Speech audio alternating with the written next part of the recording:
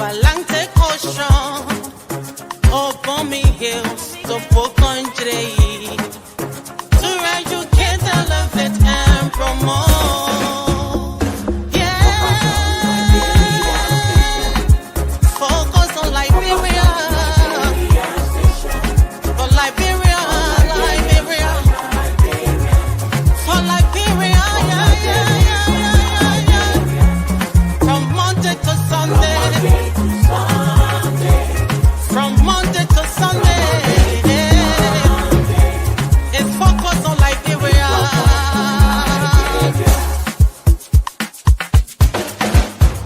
Talk about home affairs,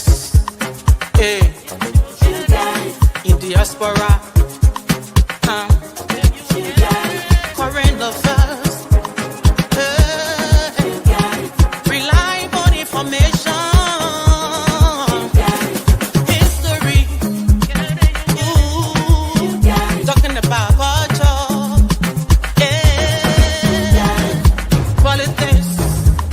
Education, entertainment, business, sports, advertisement, articulation. Focus on Liberia. Focus on Liberia.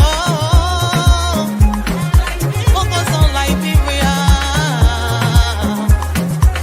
From Monday to Sunday. Hello, ladies and gentlemen, and welcome to Focus on Liberia. We are live on Kear Radio 95.9. My name is Dennis Jai, and we are broadcasting from Atlanta, Georgia.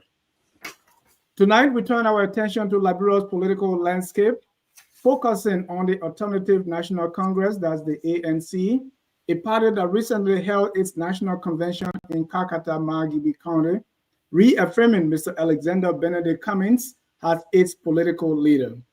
As the party prepares for its upcoming Diaspora convention in Atlanta, Georgia, questions are being raised about its future direction, strategies for rebuilding public trust, and how it plans to position itself ahead of the 2029 general and presidential elections. We are joined by leaders and members of the ANC to discuss the outcomes of the Kakata convention, the significance of the Atlanta event, and the party's vision for a new Liberia as we go into 2029. Let me welcome Mr. Leon Mensah. He is the chairman of the Diaspora Convention Committee that is slated for Atlanta, Georgia. Welcome, Mr. Mensah. Thank you very much, Dennis. Glad to be on with your institution, and good evening, a pleasant good evening to your audience. Looking forward to a fruitful discussion. Thank you. We are also expecting Mr. Emmanuel George. He is the ANC Global Chairman, and also Nyaquoi Bowman. He is the Communication Committee Chair for the Diaspora Convention Committee. Also in studio is our producer, James T. Nyaquoi from Kear Radio FM 95.9. Welcome, Jimmy. Thank you so kindly, and I'd like to say welcome to our guest tonight. And I look forward to a wonderful and inspirational, fascinating show today. Same here, James. Good evening. Thank you. As we await the rest joining us, let me welcome all our viewers from across the globe. At Focus on Liberia, we strive to educate, to elevate, and promote all things Liberia.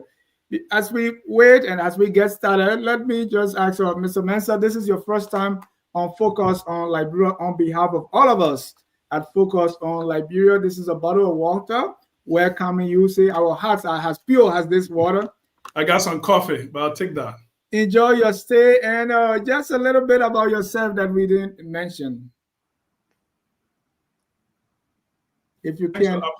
First time on Focus on Liberia. I followed the program for many years, so I appreciate all the work you guys are doing to really educate, entertain, uplift Liberians. I think it's wonderful work. So by way of introduction, my name is Leon Mensah. I will start off on the personal side, and I'll switch over to the ANC side. So on the personal side, I grew up in Bardnasville, Quebec. So many people may know Bardnasville, Quebec area. I was there for the formative years of my life. I went to St. Patrick's High School. Actually, prior to that, I went to Bright Functional High School. So in the 80s, many of you know Ben Sanby. That was my classmate at Bright Functional, as well as St. Patrick's High. We're also classmates at St. Patrick's High School. In the 1990s, during a brief stand there, I went to Jim and Jolocon. A lot of people know Jim and Jolocon in Gardnersville, and Oman Weir, Mr. Weir.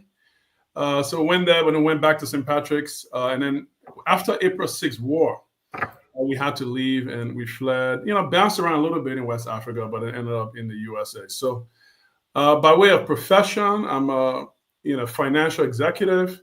I have a master's degree in finance, Johns Hopkins. I have a bachelor's in business administration from the University of Maryland. I worked over 20 years as a financial executive for a large corporation, managed a lot of resources, basically. So I have experience in both budget, IT, investment management from a leadership perspective. Now, as far as it relates to the ANC, so I've been affiliated, with ANC roughly about 15 years. So one of the first group of people basically to help formulate the ANC. Saw it through its many phases and cycles, right? From early ANC USA phase. Then, there was some evolution of that, CPP USA, ANC Midwest, ANC Global. Now we are organizing into one organization. That one organization is called the ANC Diaspora USA.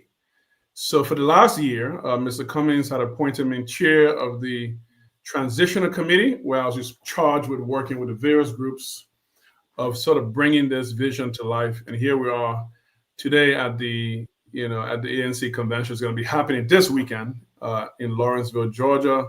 So I'm sure we're going to discuss more about it, but that's just a quick introduction and of myself, background, and affiliation. Thank you. And we are still awaiting Mr. George and also Mr. Bowman. But let's get into it. I know you just completed a convention in Kakata. What were the key goals of the ANC recent convention in Kakata? And do you feel that those goals were achieved? Absolutely. As you can see, it was a very successful convention in Mangibi. There were a couple of things that were achieved from that convention. The first is that ANC had really made a determination that we're going to focus on grassroots mobilization. So I hear a little bit of feedback or echo, but since that convention, essentially Liberians that are part of the ANC and now coming to the ANC have been basically moving through all the hinterlands, up in the interior, really communicating ANC's message. I see them engaging at the local district county level because of the momentum that have been derived from that convention. The second thing I see happening from the convention that was successful, I see a membership drive. So ANC has went on a membership drive to mobilize people in Liberia to come and join the party to build up that base to get ready way ahead of time prior to 2029. In addition, from that convention, Mr. Cummings is planning a county tour. So he intends to move all across Liberia, really try to understand the plight, of the Liberian people. What are some of the pains and suffering they're going through, and then come up with strategic plans, to help hold the government's feet to the fire and make the government accountable, because they're in charge, they have the resources, they should take primary responsibility. So one of his role as a leader is to make sure that he holds the government feet to the fire and do what he can from a private citizen perspective, as well as from a party leader perspective, to help alleviate the pain and suffering that a lot of the Liberian people are experiencing. We also see from that convention a big sort of youth movement. If you look at, Aliyu, Katie, and all these guys from the ANC youth movement, they're going with Mr. Cummings in the trenches. They're going to the ghettos, to meet the Zogos and Zogis, going to those plagued by drugs. The youth has been mobilizing from that convention, along with Mr. Cummings, to really hit the streets. Okay, try to understand, again, some of the pains and suffering, some of our disadvantaged communities, so that we, as an alternative, come up with solutions for our fellow citizens. Also, coming from that convention, you've seen consistent media engagement. There was media engagement going to the convention, at the convention, after the convention. Mr. Cummings was on a couple of national broadcasts, right? Really talking about, what he intends to do moving forward, some of his vision going to 2029. So a lot of national engagement. We're here today, right? As part of that momentum from the ANC convention in Mangibi, really kind of pushing up that media engagement and going to Liberian people. Another lessons learned from the last couple of years. Sometimes we're a little bit too much in the background. I feel we need to be more in the forefront, engaging with people, engaging with the audience, understanding the circumstances, pleading the message so that it can resonate with them.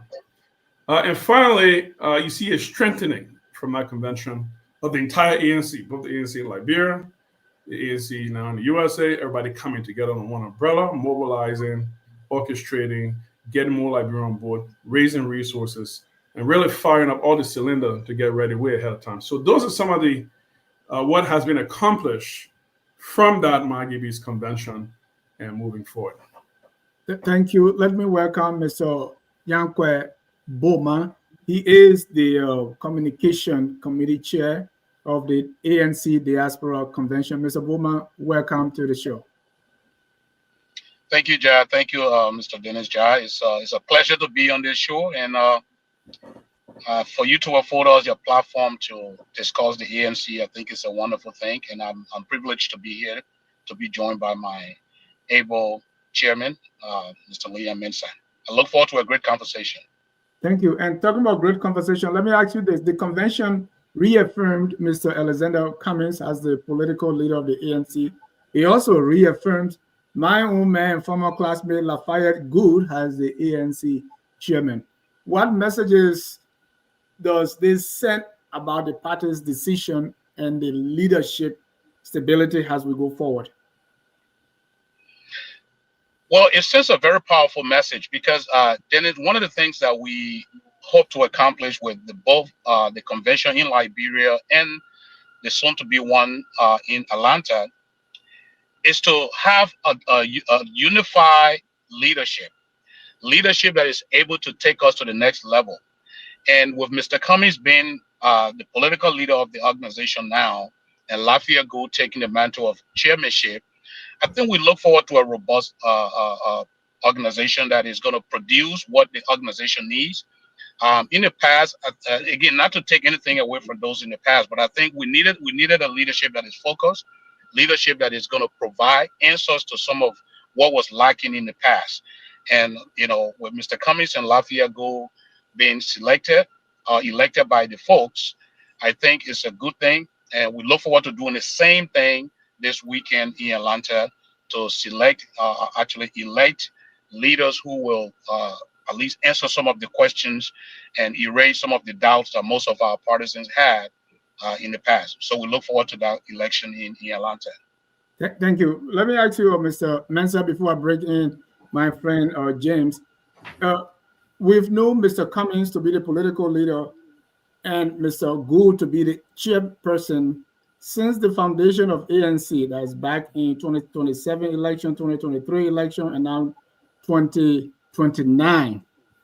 I mean, with the two being there now, is it the case of doing the same thing over and over and expecting different results? Or does it have to do with if it is not broken, don't fix it? Or are you just trying to sit on the old mat and plot a new one? Which one? Well, no, it's not there have been a lot of new faces, okay, with the ANC, I for one, right? So I was not in leadership, although I've been affiliated with the ANC for a long time, but I've not been in leadership in the ANC prior, right? So it was the last year that I decided to step into that role, working in consultation with Mr. Cummings to help with the transition. My own distinguished chairman on communication, Bowman, was not in this role, right, prior. So now he's taking the role. You see how effective he is propagating the message. There are a lot of new faces. I can think of Monique Kishan. Monique Kishan also had not been in leadership, right? We see him step into the forefront. He is running as my vice chair for ANC Diaspora. So there's a plethora. I could go on naming a whole lot of names, but there's a lot of people that have stepped to the forefront that which shows that the party is learned from some of the mistakes that were made, and now is bringing new set idea, new people to help. Yes, still take our people is always a concern in whatever decision we make. But in addition to that, we're trying to apply those knowledge with a new set of people, right? To help change some of the decisions and the way forward, so that we can make the right decisions way ahead of time and stop planning. So you have stated some new faces. You're going to be seeing a lot more new faces. Right. Do not worry. There are more people coming on board. Yeah, and I was specifically. Yeah, and Dennis, let me. I just wanted to correct something. Okay. Yeah, go ahead. Let me rephrase the question. I want you to come in because it's a tough question, right? You moved from in 2017, you had 7%. Or no, 2011, if I'm getting my facts right, you had 7%. 2017, you had 1%. So you came down. Now we go to 2029, you maintain your chairman, you maintain your political leader. That's why I was asking, are you doing the same thing over and over and expecting different results? Let's correct that, Dennis. Let's correct that. So Mr. Cummings came in 2017. Yes, he had 7%. And then in 2023, he had 1% with the CPP, now with ANC. So we want to make sure we get that distinction. Okay. And I know, yes, Mr. Cummings was the head. So obviously, they're saying Mr. Cummings got 1%. But I mean, if you really look at it, it was CPP that got 1%, including Liberty Party and the ANC. So we would take that 1% and as it is, but it was not the ANC that got 1%. ANC has maintained 7%. Now, let me just add another flavor to this. The ANC had not always had one chairman. If you will recall, we had Chairman Nitin, Daniel Nitin, who was a senator. Daniel Nitin happened to be our chairman, even during the before our collaboration with the CPP. Daniel Nitin was our chairman, and he served as chairman until he passed. After his death, that's when there was an interim leadership, and because of that vacuum, someone had to occupy it. Now, recently, after the election in Magibi, not Daniel Nitin, but Gu again stepped up to the plate. So Gu came in. So it had not always been Gu. It's been Daniel Nitin in the middle, and then again Gu has come in to fill in the void and lead us to the right, to the right direction. Gu was 2017. He was both the campaign manager and the chairman. But let me bring in Mr. James T. Nyaquoi. Yeah. So thank you so kindly. And one of the important things that that a lot of people now are trying to do is the issue of young people. Young people have become the heartbeat of politics in Liberia, and including the women group as well, contributing immensely to the development and the organization of political parties in our country, especially considering the recent years we have seen elections. So my question is, what specific role did the young people, the youth, and the women play during that convention, and how can that flourish into something bigger for 2029? Yeah, great question, James. Great question. Look, again, one of the things that we have discussed here is the rebranding of the party, rebranding of the ANC in the diaspora as well as in Liberia. If you notice of late, who has taken the lead stage in campaigning, or at least putting the message out there for the ANC? It has been the youth. With Aliyu Kadai being the new head of the youth wing. And I think they have done a lot. They have even taken county tour. So yes, the party intends to at least sponsor them a lot, invest in the youth and the women. And again, you will admit with me that in the diaspora here and on the ground, women have been the most strongest supporter of Mr. Cummings. And we intend to explore that. Even during this convention that is coming up in Atlanta, you will be amazed to see the number of women who have who are vowed to take positions. So we intend to ride on that to ensure that women play pivotal role. Women have always been the strongest supporters for Mr. Cummings, and Mr. Cummings has always spoken for them. Obviously in the last CPP campaign, you heard Mr. Cummings saying that they needed 30% slot for women as part of the CPP arrangement, and and so this is his commitment to ensure that women play pivotal role in the new ANC, and we look forward to that. And you will see that happening this weekend in Atlanta. So does the pivotal role mean that they will be limited to that the women wing? Because people have complained that these days political parties only limit the women to the issue of the women wing. What a role, in the party can they play apart from just being in the women wing? Well, in addition to taking some higher positions in the party, for example, you have Victoria Nyaquoi. She has been she has been one of those that have played pivotal role in the ANC. And not only does she play this role in the back, but she goes on air. I think she's been on the very platform promoting the ANC.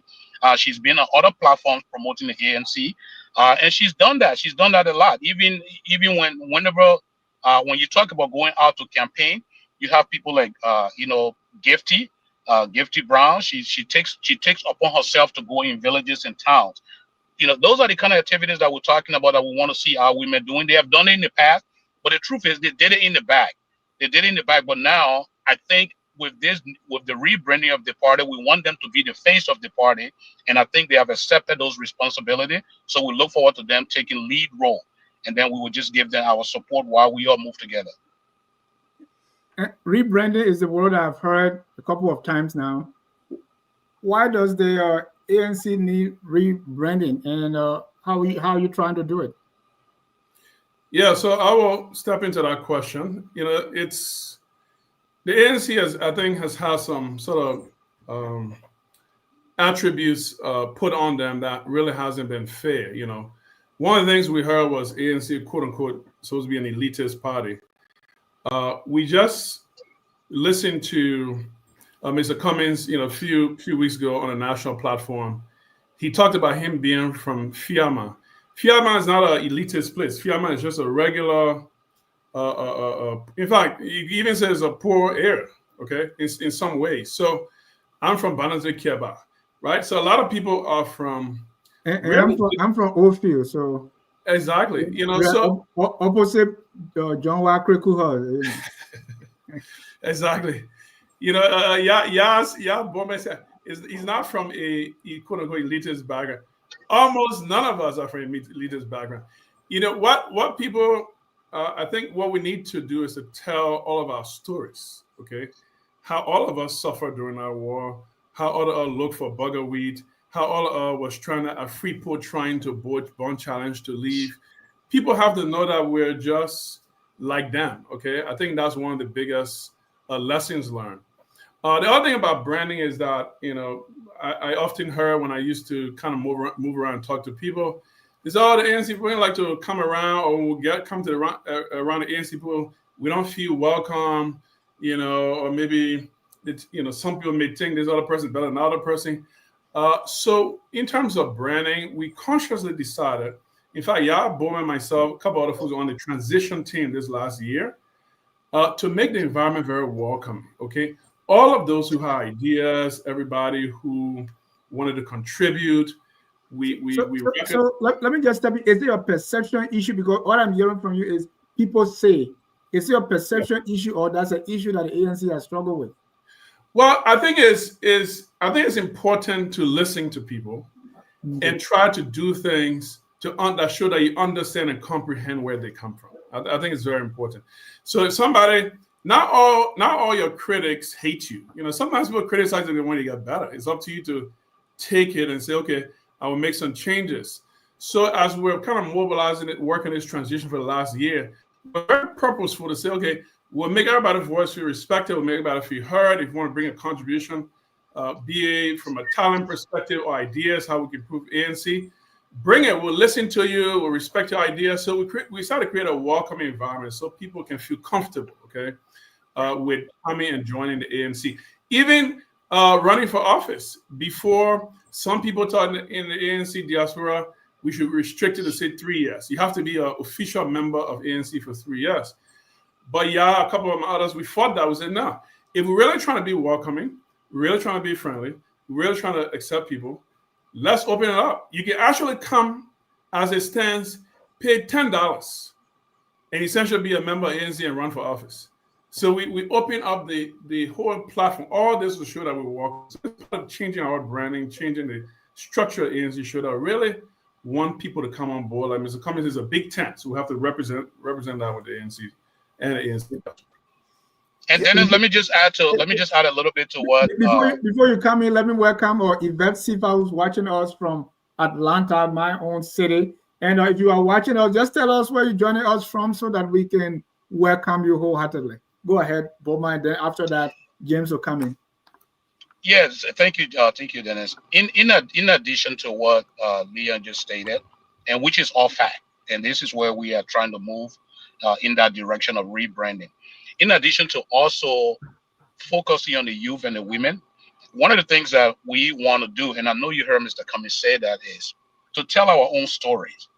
You know, one of the things that happened in the last election was there were other folks telling our stories, rebranding us, telling us who we are, making ANC to be the kind of party that they want, instead of us making that case that no, this is who we are.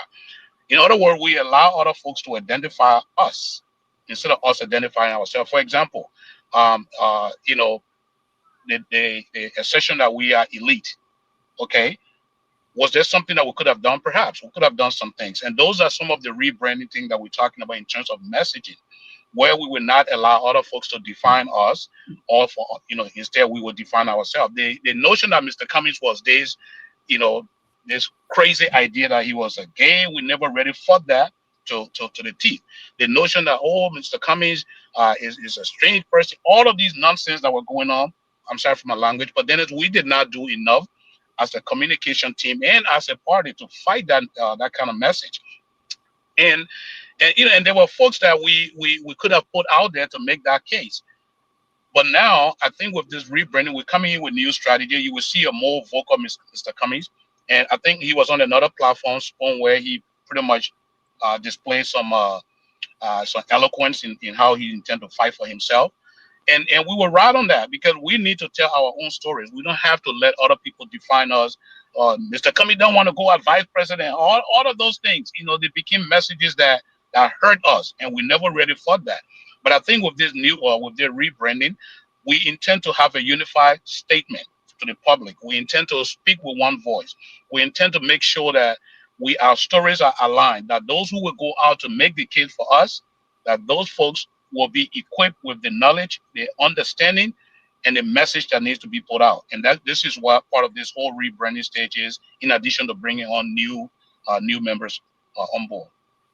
Yeah, so he just answered the question I was about to ask. So you can go ahead. Thank you. Then don't ask that question now. Yeah, no, that's what I'm saying. He just answered the question. Yeah, so go ahead, James. Yeah. I don't know whether I can go with this, but then there's this question about the convention, right? I don't know whether we can move to the convention now. Yeah, let's do that. Yeah, sure, because the convention is something that everyone looks forward to. The ANC moving towards not only during the national convention, but also meeting with their partisans, you know, abroad. But then, what are some of the objectives of this convention that you are planning or expecting to host very soon? What are some of the things you hope to achieve, and what are some of the things your own supporters should look forward to seeing from that convention? Yeah, maybe I can chime in a little bit, if you don't mind. So I think it's important to give your audience a little bit of background, okay, on how we got to the convention. So after 2023, a lot of the partisan supporters of the ANC, Mr. Cummings, frankly, were discouraged, okay, in terms of the results. So some people have drifted away. There was some, you call it disunity, among the various auxiliaries of the ANC in the USA, primarily. So Mr. Cummings put together a team of people, and I myself was part of the original team. There were a couple of transition groups, but essentially, I was leading those transition groups for the last year. And the goal of the transition group was to study, what are some of the things we did not do correctly in the years prior, and then try to organize the various auxiliaries of ANC within the USA under one umbrella. So that one umbrella is called the ANC Diaspora. Now, it wasn't easy, it was tough because come together, people had different ideas. Some people say, oh, we should do this, other person should do that. But bottom line, through a democratic process, through fair representation, through respecting everyone's views and opinions, we worked tirelessly. Yah, myself, a few others on the transitional groups over the last year to put in place the vision and the structure of how we wanted ANC in Liberia to be supported from the ANC in the USA. So we had meetings, stay up late at night, crafting documents, the constitution, registration, put in place really the platform, but most importantly, bringing people together. Okay, so remember that most recently there was ANC Global. There was also CPP USA that Yah talked about, right? There was also ANC USA. There was ANC Midwest. So a lot of different, sort of splinter groups. But through, again, agreements and democratic process, we got everybody to get on the same page to agree to come to the convention, vote a leadership structure in place to facilitate all of ANC's operations from the USA, that is, and then basically disband all the other auxiliaries. So essentially, we'll function under one structure. Now, in terms of the answer to James' question, what we hope to accomplish from this convention. So, the first thing is unity. So, we want to put in place a leadership structure that can competently lead the organization. Number two, unify all of the auxiliary under one umbrella. Number three, raise the necessary resources to start this, on-the-ground approach in Liberia that you see already happening so that it can go through for the next couple of years. So we're not waiting until a year before, but we're starting way ahead of time. Engagement at the district level, the county level, the regional level, the paramount chief level, the township level, engaging all these people so they can understand who is Mr. Cummings? Because that's some of the questions we kept getting asked when we go to Liberia. Who is Mr. Cummings? What has he done? So even though that's been stated before, but clearly wasn't done enough. So we want to start this education health time. We also, part of the objective is to do social welfare projects. Because people want to see, as much as, you can talk, they want to see something tangible, okay, in their local districts and communities. And so, okay, ANC did it. Okay, we see what ANC can do. They want to have some concrete things done on the ground so they can touch and feel how is ANC going to impact their life. We know, okay, they're qualified people, they're experienced people, but what are they doing in my community to show that they care about me? So want to make sure that social welfare projects are being felt all across Liberia to really impact people's lives. We also, part of the objective is to build infrastructure ANC. Part of what we see happening with some of the other parties, they're fighting over party headquarters, this other party headquarters not okay. We want to institutionalize ANC, set up full party headquarters, regional, local offices, logistics, whether it's vehicles, motorbikes, communication devices, really mobilize the youth, the young people, middle-aged people, older people, whoever want to work with ANC, mobilize everybody so they have the right tools, equipments needed to start to accomplish and carry out a mission. So those are some of the objectives we intend to accomplish with ANC. Yeah, you don't want to expand on that. Yeah. What I want you to come in with is, will there be any policy proposal? Because most of these conventions, we attend them, we have good time, we elect leaders, and they are part. But will there be any policy proposal coming out of this meeting? And what I mean, or resolutions, what to shape your 2029 strategy? Would that be coming out of this convention as well? Well, so Dennis, I hope you are there with your shoes to dance, because part of the convention is to have fun, to meet, some of the folks that you engage on social media, some of the folks that you have exchanges with in various chat rooms. You are impressed by some of what they are saying, and sometimes you don't like what they are saying, but it's a chance for us to go and meet one another in addition to to what you are asking here. So we look forward to that. We look forward to a constructive engagement with some of our fiercest critics. But at the end of the day, Dennis, one of the things that we hope to accomplish that is to make sure that those that we are interacting with, because sometimes you can sit far away and talk to folks and say, oh, okay, I like this guy. But it's a good thing to look eye in eye, talk to one another, share ideas about where you want this party to be. And this is what we look forward to. In terms of whether we will get a policy document, look, Leon is correct. We've done most of the work in the back. We've done most of the work in the back. This is to solidify some of what we've done in the back. So no, don't expect a grand document to come out saying that this is the vision. Mr. Cummings, look, in the last election, there was already a vision, and that vision is going to be expanded on. And that was Mr. ABC Agenda for Real Change. That agenda is going to be expanded on, and this ANC is going to come out with a robust agenda come 2029. I think there have been new activities now that will allow us to add to that real change agenda. So no, I would not say expect a robust document or a big document or a grand idea that is coming out of this convention. Look, Leon is right. One of the reasons we're going to this convention is to pretty much unite our various groups. This is the main objective because of so many splendid groups working in the interest of Mr. Cummings. And yet we were not on the same level in terms of how we should approach activities in Liberia and how we should support the ANC. You will recall that there were, like Leon said, there were various groups just sometimes against each other. Sometimes messages were not aligned. So, and you cannot operate like that in an environment where everyone is speaking with different voices and acting in a different way. So this convention, we hope to bring not only to have fun, we want to meet each other, but to bring everyone together and say, this is who we are. Where do we go from here? Because for us to even write any concrete document, we first have to test the pulse of each other.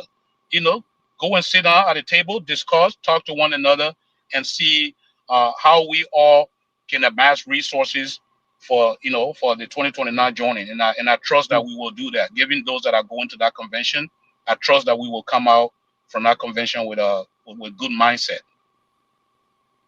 Okay, so thank you. That is very explicit. And my question would be, you talk about financial resources, or you talk about resources moving towards 2029, and the party performance will also depend on its financial strength to reach out to people in other counties, in other areas. So, and you also mentioned about inclusiveness in your party affairs and activities. So, how does the ANC intend to to harness financial and technical support? And the diaspora has a very huge support base to Liberia. Take it or leave it, a lot of people in America or other countries do support their families here financially, and then they send huge amount of money annually to our country. So how does the ANC intend to harness that particular resource to ensure that they get the support of Liberians from the diaspora? Well, there are a couple of strategies we have in place. The first step was, number one, we had to re-engage, the supporters of the ANC, Mr. Cummings, in the diaspora.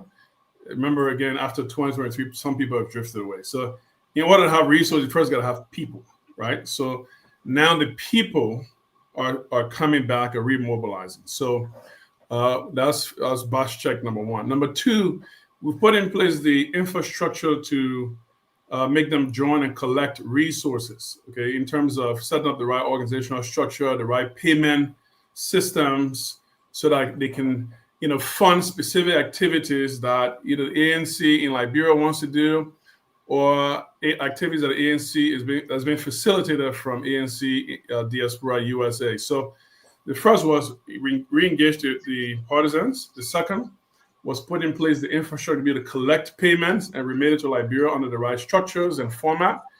And the third is really mobilizable around specific agenda and ideology. So in order to raise money, you have to have something concrete that you want people to engage with. Like, some people might say, okay, I want to, for instance, put internet in my school in Bunkinima, or I want to, put a cassava mill in a village in Lofa. So, someone may be from Lofa or Bonkin and say, I connect with that project. Let me fund that project. So we have to have tangible, actionable things that connect with people and say, okay, I want to do this for my people. I want to do this for my community. I want to do this for my district. And then we make sure people fund those directly. Of course, there's some amount that can go to us, we call operation and maintenance expenses. That's very important. But a lot of the asset acquisitions, some of the infrastructure stuff we talked about, things like headquarters, vehicles, motorcycle, communication devices, billboards, all those things.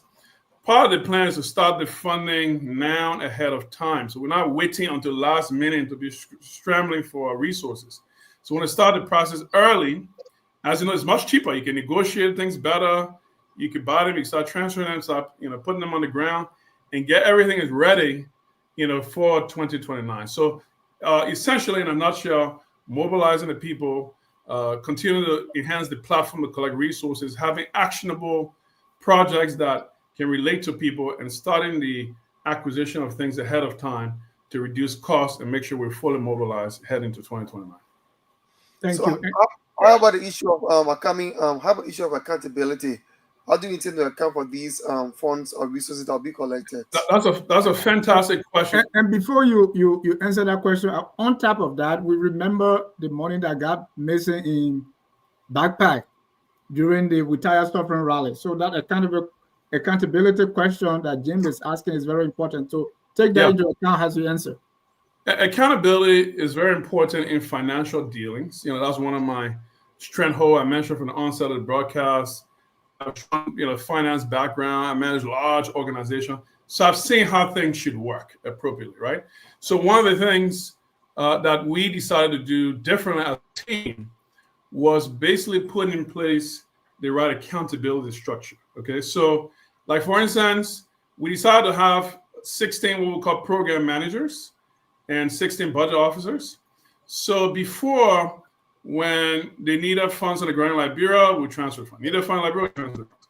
So as we reorganize and restructure, we said, okay, why don't we have 16 program managers responsible for all the 16 counties? So we have somebody responsible for Lofa, somebody responsible for somebody responsible for Zwedru, whatever, right? And then we assign the appropriate budget officer with those persons. So the program manager will be in charge of executing everything that's going to happen from the ANC perspective locally in our district, in our county. So whether it's social welfare project, a hand pump, Kisawa Mill, whether it's communication, whether it's vehicles, whatever it is, they're responsible. Now the budget officer will be assigned to help raise money for the activity and follow accounting rules and principles. You're not just taking money and sending it. Okay, before you send money, people should justify. The township, they don't talk to the town chief. Okay, the town chief agree, that's what they want. Okay, the people in the town say yes, we want to put it well. Yeah, okay. People in the township agree. Okay, now they agree. How much would the well cost? Okay, the well cost X amount. Okay, great. Let's work with the budget officer to raise money directly for that. And our program manager will work with the budget officer to make sure that they're not just sending money. As they work, you pay. You work, you pay. Once see result before you just start paying for things. Okay. Yeah. So that's how you do. That's how you do accounting principle. So let me interject, right? Yeah.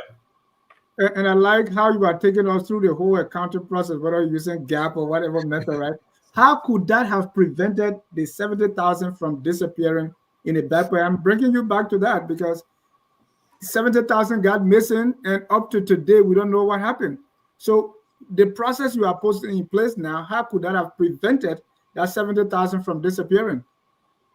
Well, I think it could help because if there was X amount allotted to accomplish a mission, in implementing financial decisions with organization, people do not just get lump sum money. Okay, it's not really a good financial principle. You always have to make sure you have a scope of work that show what kind of work they're doing and when they will get paid. You're not giving them money in one lump sum. And that's why I was surprised that the corporate executive, Mr. Cummings, would do that. No, but you have to understand that not everything, it was done from one person's office. You understand? Mm-hmm. There's a lot of things moving at the same time. And he's not about one man can do but so much. Mm-hmm. So what we're trying to do, there's no organization, by the way. that's ran from one person office. It never works like that. Okay, there are all these systems and structure you have to put in place to basically manage things out. That's a local projecting. That's not Mr. Cummings' office decision. So bottom line is that, we are putting the necessary controls, we call it internal controls, in place to make sure that anything that's being executed, we need to see tangible results and evidence. We need to see agreement from the people on the ground. We need to see, a specific action that will be taken and how to get paid along the way. And then when it finish, we want to see that it finish. Okay, that make sure. So those are some of the things we're putting in place to make sure that funds are properly accounted for. Good. Objective evidence. Let me just come in there I'm quick and add. I'm bringing your own question. Okay. Because the ANC for a long time, critics say this is diaspora based, and sometimes 1 week to the election, you see all you guys going to Liberia. So so that image that the ANC is more, USA based, diaspora based, and now you are having this big convention in Atlanta at a time when so much is happening in the country. I mean, the CDC just broke ground, and the entire country, especially Monrovia, I mean, with that momentum of the CDC groundbreaking, in fact, United Party saying they're going to break ground too, right? While these things are going on and everybody, it looks like there are only 2 parties in the country now, you are all the way in Atlanta having convention. All right. My question is, how do you, how do you now not prove the critics right that you are more of diaspora driven than locally grounded? Well, let them break ground. We will go there. We will break our own ground. Will be a bigger ground to break. So let them go ahead and break their ground. But we know what we all the air. No, they will not. The 2-minute grind like ready to be broken. Let them break it for now. We'll come and break more ground when we get there. Look, Dennis, I think it's not a fair statement to say we are not on the ground. I think the ANC on the ground obviously just had their convention in Kakata, and Mr. Cummings has been making some moves. Mr. Cummings has been speaking, ferociously, and he's been very emphatic about some of what he expects the government to do. As you know, Mr. Cummings is not this kind of critics that will just speak. I know a lot of time in our political culture, people expect someone to come and just blast the government and say this and that. Mr. Cummings has always and will always be a constructive critics, right? He will come and tell you what he sees wrong, and he's fair. His analysis, like his recent statement where he gave the government certain credit and then he also criticized them. So he's been very fair with his criticism of the government, and where he provides criticism, he provides solution. This is how the ANC will engage this government. And there's been a lot of ANC presence on the ground. The youth wing, if you notice, they went and visited the so-called disadvantaged youth that we usually call Zogo. They went and paid a visit to them. Mr. Cummings has also paid visits to other places in Liberia. So, there are activities going on. The loud noise that you hear from the other 2 political parties, those are just noise that, they love to get themselves up there with that type of noise. But we intend to move in a different direction with how we engage the folks on the ground. I think the last question was about what is it that we're going to do. Look, if you look at the last election, one of the things that we did, and Leon touched on that, was that the party was more centralized in Monrovia. Every resources that we got here, we send it to Monrovia. And sometimes if those resources will go to, say, Grand Gila County or Maryland, those of us in the diaspora were not aware, because we actually, just send the money to Monrovia and trusted that it will reach the right direction. But what Leah's approach is touching on here is that there is a need for us to work directly with folks in those different villages, different districts, different towns, and we will work with them directly from here. Now, there was a question about whether we will get enough money. James, I will tell you one thing: the ANC is never short of raising money. I think Dennis can attest to that. The ANC can raise money. We have our partisan who, upon calling them, they will come out. They will come out and provide the fundings. So, that I trust our partisans. They will provide the fundings, and they just want to make sure that those fundings are directed to where they're supposed to go. But as far as all collecting money in the diaspora here, we will do it, and we intend to do so to help Mr. Cummings, you know, execute this election until we are victorious. We know that we will win, and part of our mission here is to mobilize resources, to mobilize personnel, and we will be on the ground more. And if we can't go on the ground, we will do our best to support the ground forces, meaning the ANC party on the ground. We'll support them to get in different corners of Liberia where we need to get votes, and we certainly will do so. Okay, so that is great. So let's shift a bit towards the 2029 elections that is ahead of us, and that your political leader is eyeing the presidency for. So, Mr. Cummings and the ANC, like you mentioned, the CPP contestant as a Senate bearer for the CPP obtained 1% of the vote in 2023, and I like when you say that. When you say CPP instead of the ANC get 1%, because that's the narrative. And thank you for saying that, James. Yeah. Yes. Okay. So he obtained the CPP obtained 1% of the vote, and that drew misconceptions amongst Liberians that someone who just came, in fact, someone who just came had more votes than the political leader of the CPP at that time, who had contested previously in 2017. Now that he got the 1% vote, what lesson, what did you gather from that as you move forward to 2029? What did you learn? What lessons can you pinpoint from there to at least build on for your 2029 bid? So let me just say this, James, and Dennis. If anyone believed that election in 2023 was fair, I think there's something definitely wrong. But given that what it is, the election result, it is what it is. But we know for sure that election outcome was not fair. I think anyone who looks at that election from an objective perspective will tell you that election was not fair. There were a lot of activities that, but again, for the sake of peace, the ANC decided we will not make noise. Let those that claim to have won, let them win. But But here's one. you should have just gone to the court if you think that it was you were cheated. Yeah, but look at it this way though. You go to court to the same actors that you're going to court with. I mean, the same people who were responsible. You go to court to them. I mean, you can almost predict the outcome. It's like you harming me, and then I'm coming to you to judge the case. You know what I mean? So it was, in a sense, it was I wouldn't say a waste of time, but it was almost useless to go to the same group of people to adjudicate your issue when those very people. Let me tell you what one person told Mr. Cummings, and I'm going to reveal this because Mr. Cummings mentioned this. There was a top person in the government told Mr.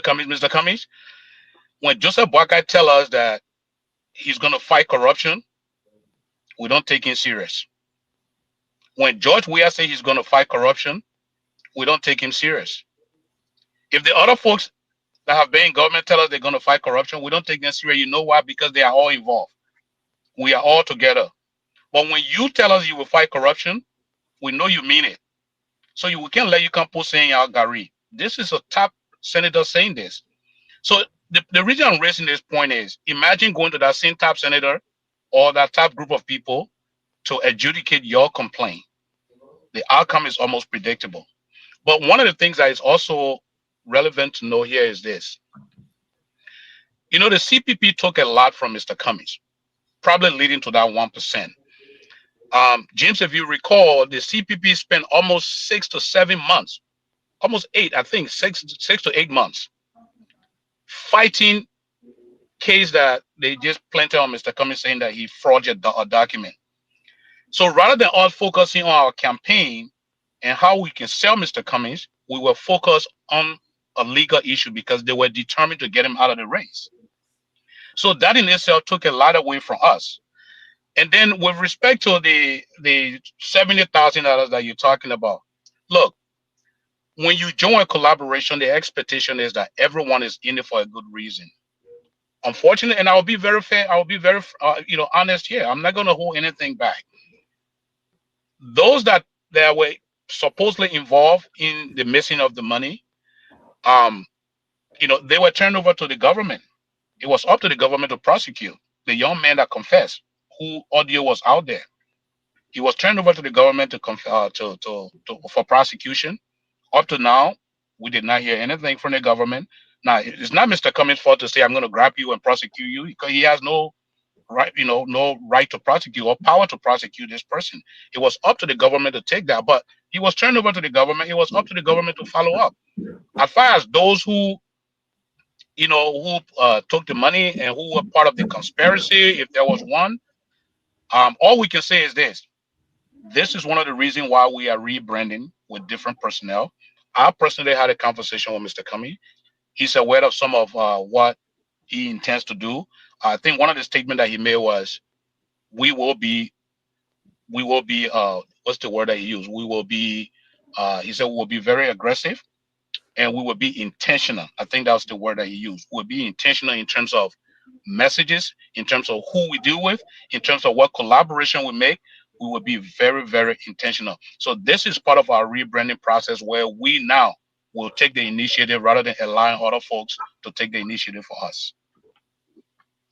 Thank you. And I've heard the name Mr. Cummings several times. In the 1980s, where I grew up, the political parties those days, like if you take, for instance, the LPP, you could count possible presidential candidates. Chairman, you would think about Dr. Sawyer, Dr. Formula, Dr. Tipote, and the list go on. If you look at the UPP, you will see Bacchus Matthew, Deacon Carlo, you will see Blambo Nelson, Tuan Ray, and the list goes on. After the war, that has changed. Right now, if you look at the ANC, especially the group that promises to do things differently, you see it's almost all about Mr. Cummings, to the point that even during election, you have to go out on an expedition to find vice presidential candidate, right? So to me, that does not give anyone the incentives to really be part of any political party, because as long as you are not the standard bearer, there's absolutely, you cannot be vice standard bearer, because people have to go out to find vice standard bearer. God forbid anything happens to Mr. Cummings today, who are the most likely successors to be anything in the party? Me. Just checking. Okay. Well, go ahead, Leon, if you can. Well, I mean, we see the same problem. Are there possible, are there people, or is it that because Mr. Cummings has a deep pocket, he is using most of his money, so everybody just play low? Because if you really want to if you want to really be loud, you got to at least put in some money, like Mr. Cummings. Yes, that's the case. Well, obviously Mr. Cummings is a great leader. He is currently, leading the vision, the mission of the ANC in Liberia. We hope that he's around long enough to lead the country. I think it would be tremendous, for the country. In the case of whether the other leaders, of course, I mean, there are thousands of ANC members in Liberia, in the diaspora, et cetera, that stand ready. If you haven't seen much of their heads coming up, don't worry, you'll be seeing them coming soon. Just keep your eyes, and ear wide open. But we can say that, we really think though that, and I'll say this to everybody in Liberia, young, middle-aged, older people. For much of our adult life, Liberia, I'm so sad to say, but it's just been a failure, okay, on so many levels. So I would suggest you ask yourself, are you really happy with the state of Liberia? Instead of us worry about, okay, who's going to be president next, who's going to be president second, third, fourth, let's just say, okay, who do we have now to best lead the effort, and just focus on that person to get us there. Young men and women I see in Ghana can afford tuition, can afford a decent car, can afford decent housing, can travel, they have their businesses. I don't see that happening in Liberia. And And I really, in a sense, want to really cry for Liberia because for much of the last 50 years, I can say that it's been a total disaster. Yeah, people are, let's say, happy these few days because of stable electricity, but that's just around a few main cities. If you go outside of the main cities into the countryside, it's still dark. 80 and 90% of Liberia is still dark. So how can we say after being in existence for over 170 years that we can't even have stable electricity in the majority of the country? So I think we need to focus on the issue that will really, really enlighten Liberians and bring them out of poverty, bring them out of economic hardship. And who do we have now to lead us there? Okay. If we get to the breach where we have to find somebody, that's a different situation. But I think we have to focus on who do we have now? Is the person that can create jobs, is the person that can create business, the person that can create money. That has been Mr. Cummings' experience. We've tried all of these presidents. Joseph Boyka, we tried. Joseph Boyka Jr. is a friend of mine. I was schoolmates with him in St. Patrick. His father is president. We don't have any enmity with any of these people. It's just that we don't see any really good results. Okay, we don't see electricity. We don't see the job. The price of rice is high. The price of fuel is high. The price of transportation is high. But frankly speaking, you can rewind this conversation 5 years ago, 10 years ago, 20 years ago. It will be the same conversation. So nothing has really changed. So we're pleading to our life, please, just go into 2029. Let's try somebody different. Let's try somebody with the experience that we need. We need job. We need income. We need somebody that can raise the budget. We need somebody that can manage the resources, turn it into actual investment that can build Liberia. And we have that candidate. That candidate is Alexander Cummings.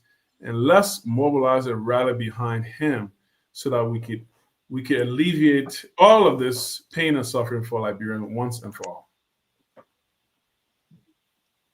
James? Yeah. So the thank you. The bag of rice price has dropped, has reduced a little bit, and that is that of the fuel price. I think the government is taking some measures that just towards what you said. Yeah. But okay. Can I just come in with that bag of rice and fuel? Because rice and fuel is so important. Okay. And Jim, this is maybe good for education purposes for the audience. In economics, in finance, I want you to hear me very carefully. The most important principle I learned from finance was a principle called the law of one price. Okay. So when you're analyzing something, you don't just say, okay, this thing went down. So let's assume that's to be 100% correct. Price of rice and fuel went down. Okay, fine. So now we have to analyze what are other variables affecting your ability to buy that rice and fuel. Do you have money? Do you have income? So if you don't have a job and you don't have an income, what does it matter that the price of rice decrease a little bit? Because if you don't have a job, you're going to afford a bag of rice and fuel anyway. So it doesn't matter. You understand what I'm trying to say? So you analyze it in a totality, the net basis. If you're suffering, you cannot pay, you don't have the income to send your children to school. You cannot pay for hospital bill to go to hospital.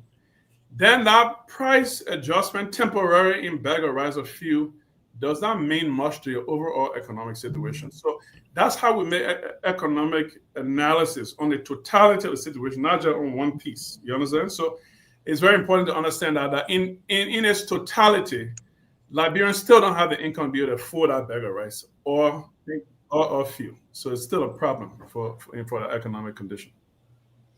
Okay, one of the issues that people have had with Mr. Cummings is that they have always said the issue of political base. We know that Mr. Cummings, we have heard that he's from Maryland County. Are the people from Maryland County use, or do they see him as their son? Because one of the things that came up when the CPP was trying to find a standard bearer is that they said Mr. Cummings does not have a political base, and that even in the Maryland County he claims to be from, the people do not know him to be their son, and he seemed not to be with them. So there's a little issue of being very far apart from them.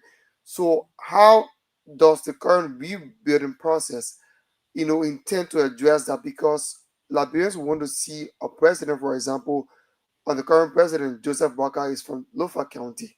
He can boast of votes from Lofa County. The current vice president, Jeremiah Kun, is from Nema County. He can boast of votes from Nema County. Can we see the same for Mr. Cummings?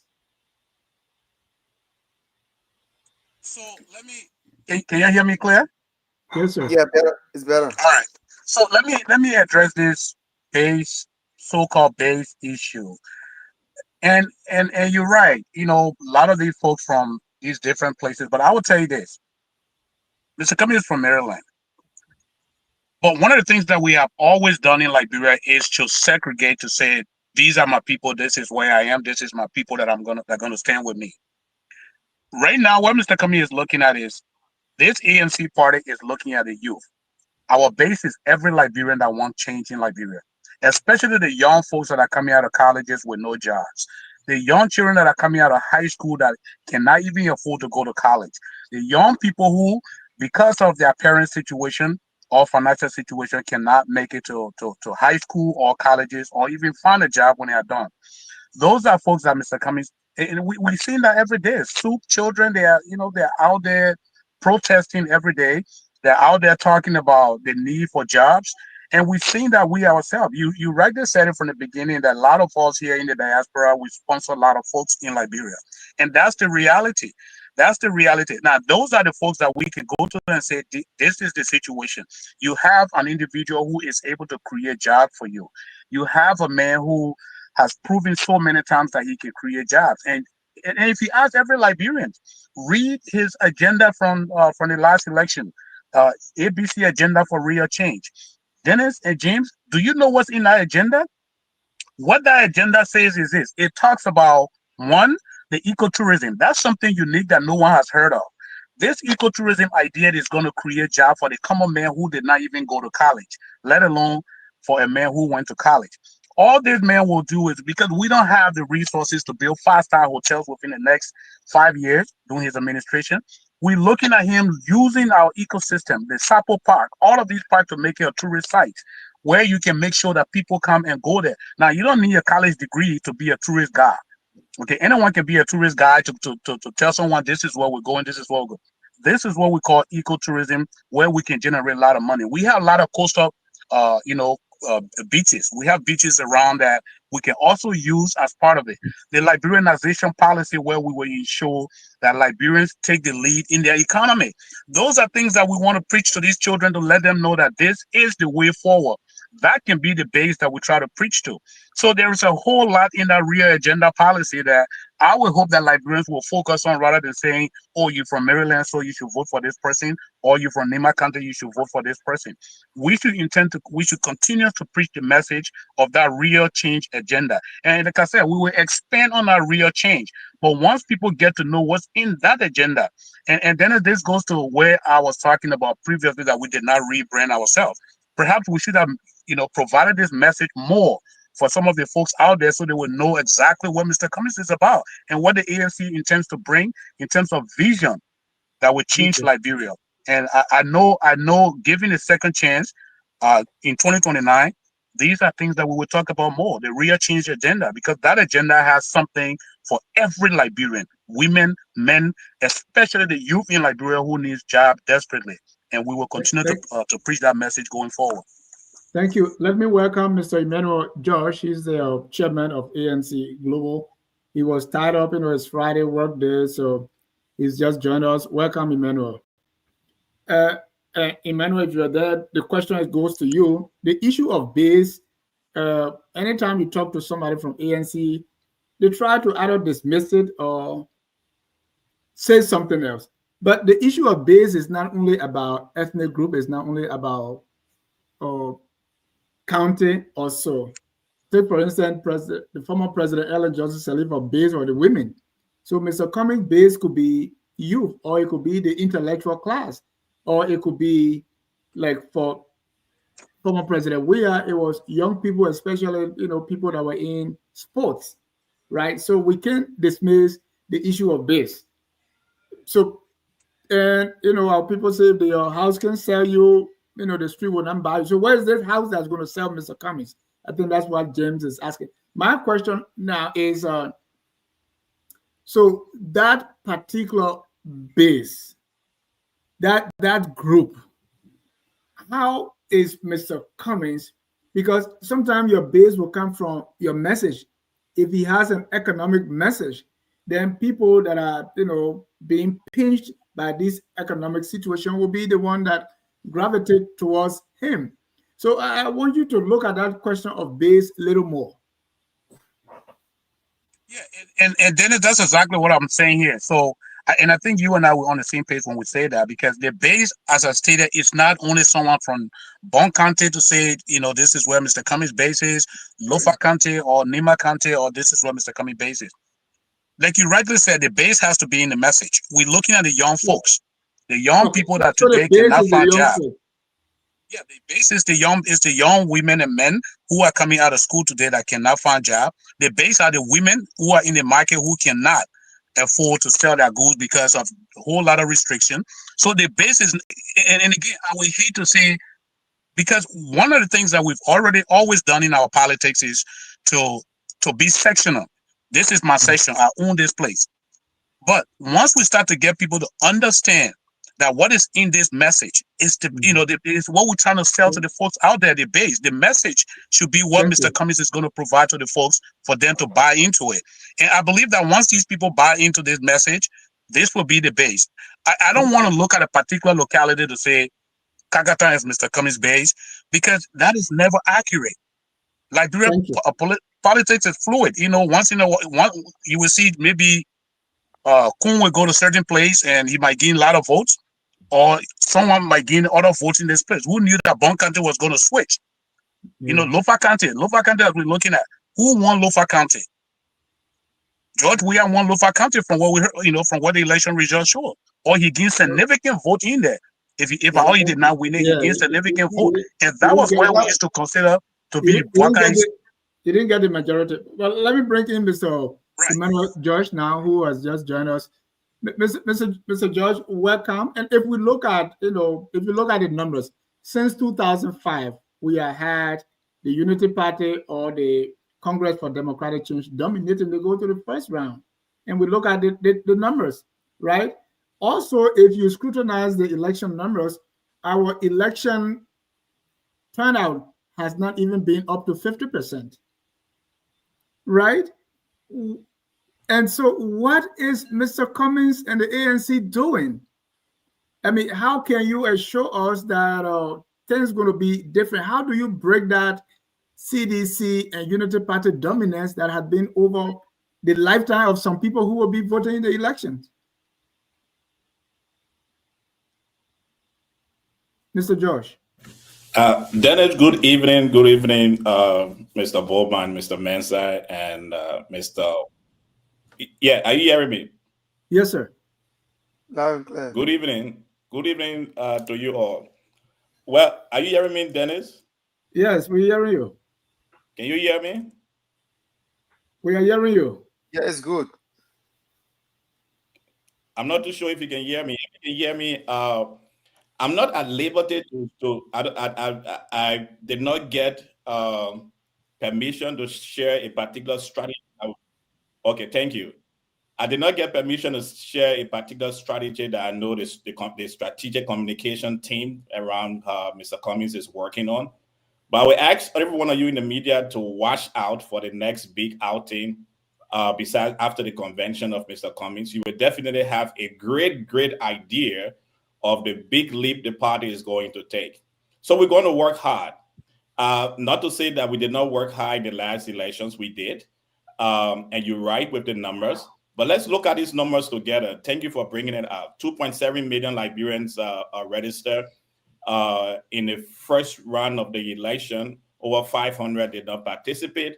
In the second round of the election, almost close to 800,000 Liberians did not vote. And there's a reason why 800,000 Liberians did not vote, because they do not see those systems as working for them. And it's that base, as you were talking with my friend and brother, Mr. Bowman, it is that base that we are focused on.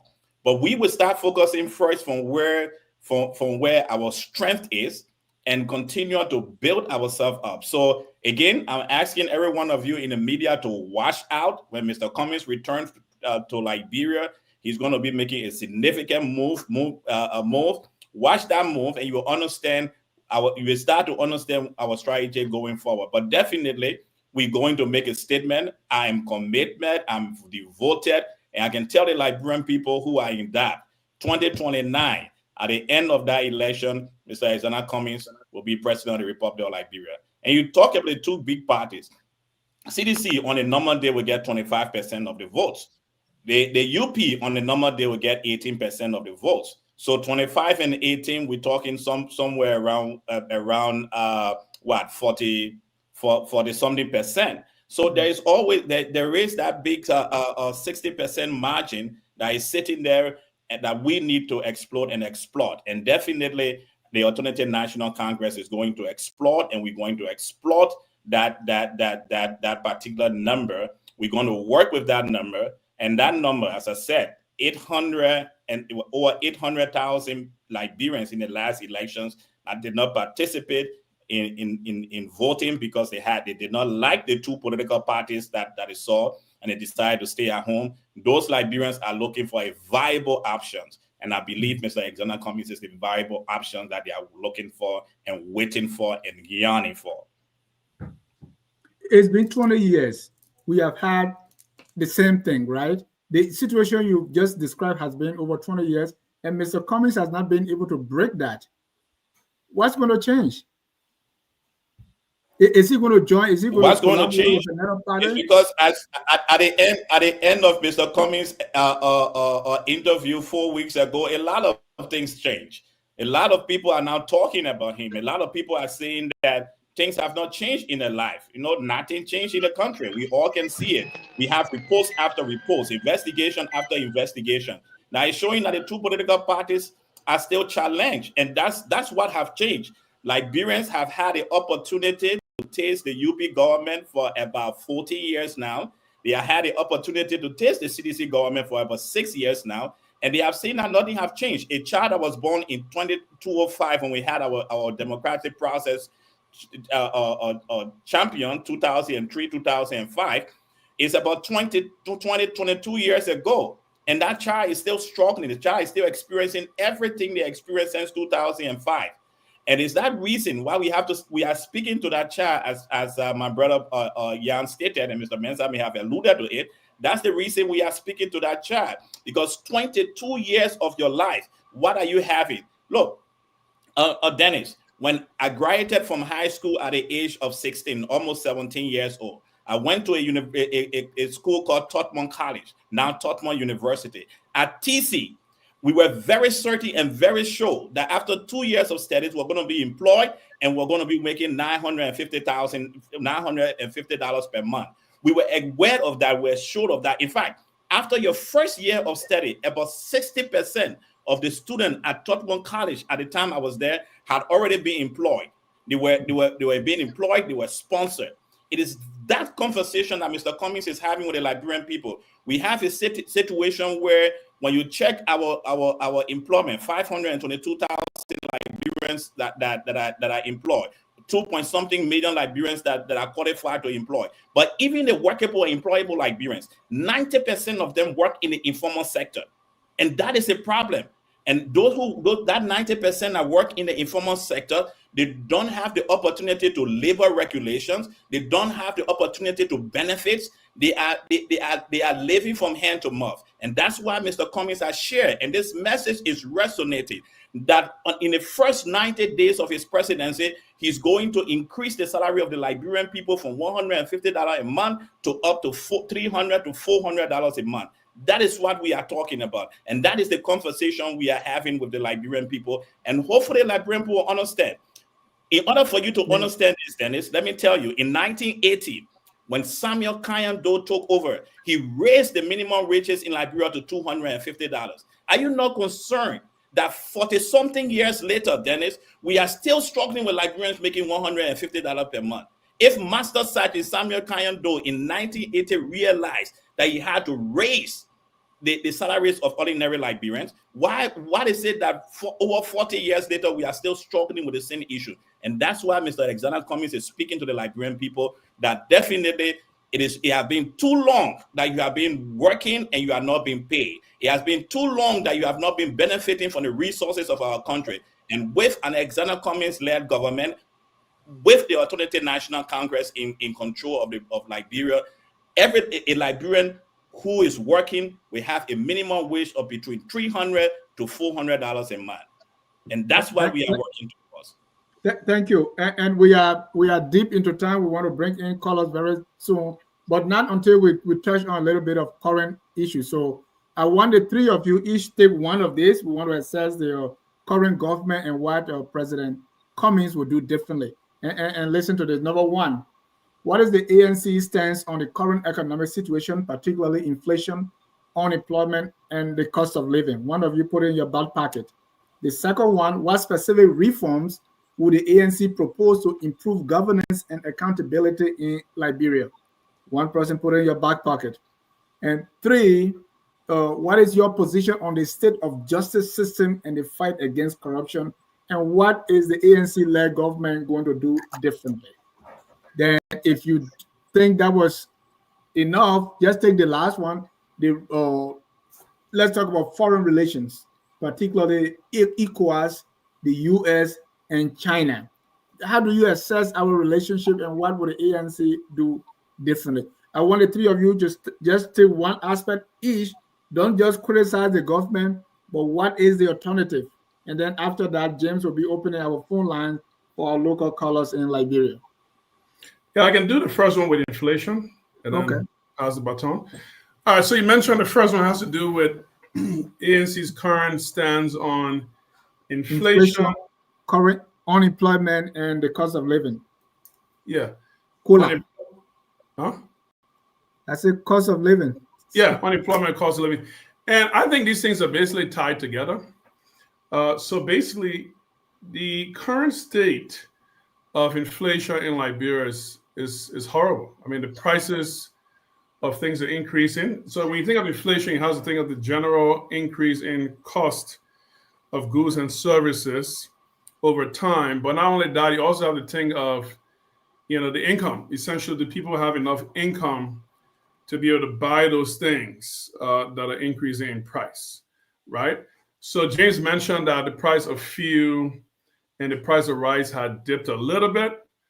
But if you look at the overall income situation, over 85% of our population are still unemployed formally. So essentially, they don't even have the income, basically, to pay for those goods and services.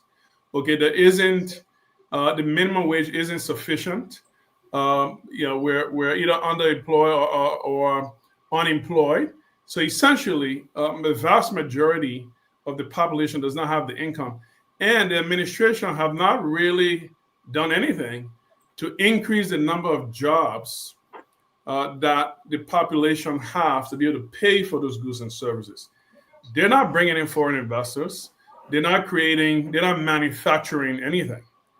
Okay, if anything to the contrary, they're squeezing people from the various ports in terms of increasing taxes in general on goods and services. So I would say from an inflation perspective, from an unemployment perspective, I would rank the government essentially a 3 out of 10, basically poor. Nothing's really changed. Now, from the ANC's developmental perspective, one of the things that Cummings has proposed, and Emmanuel alluded to this, is to be able to, the first thing you have to do to handle inflation is to give people adequate income.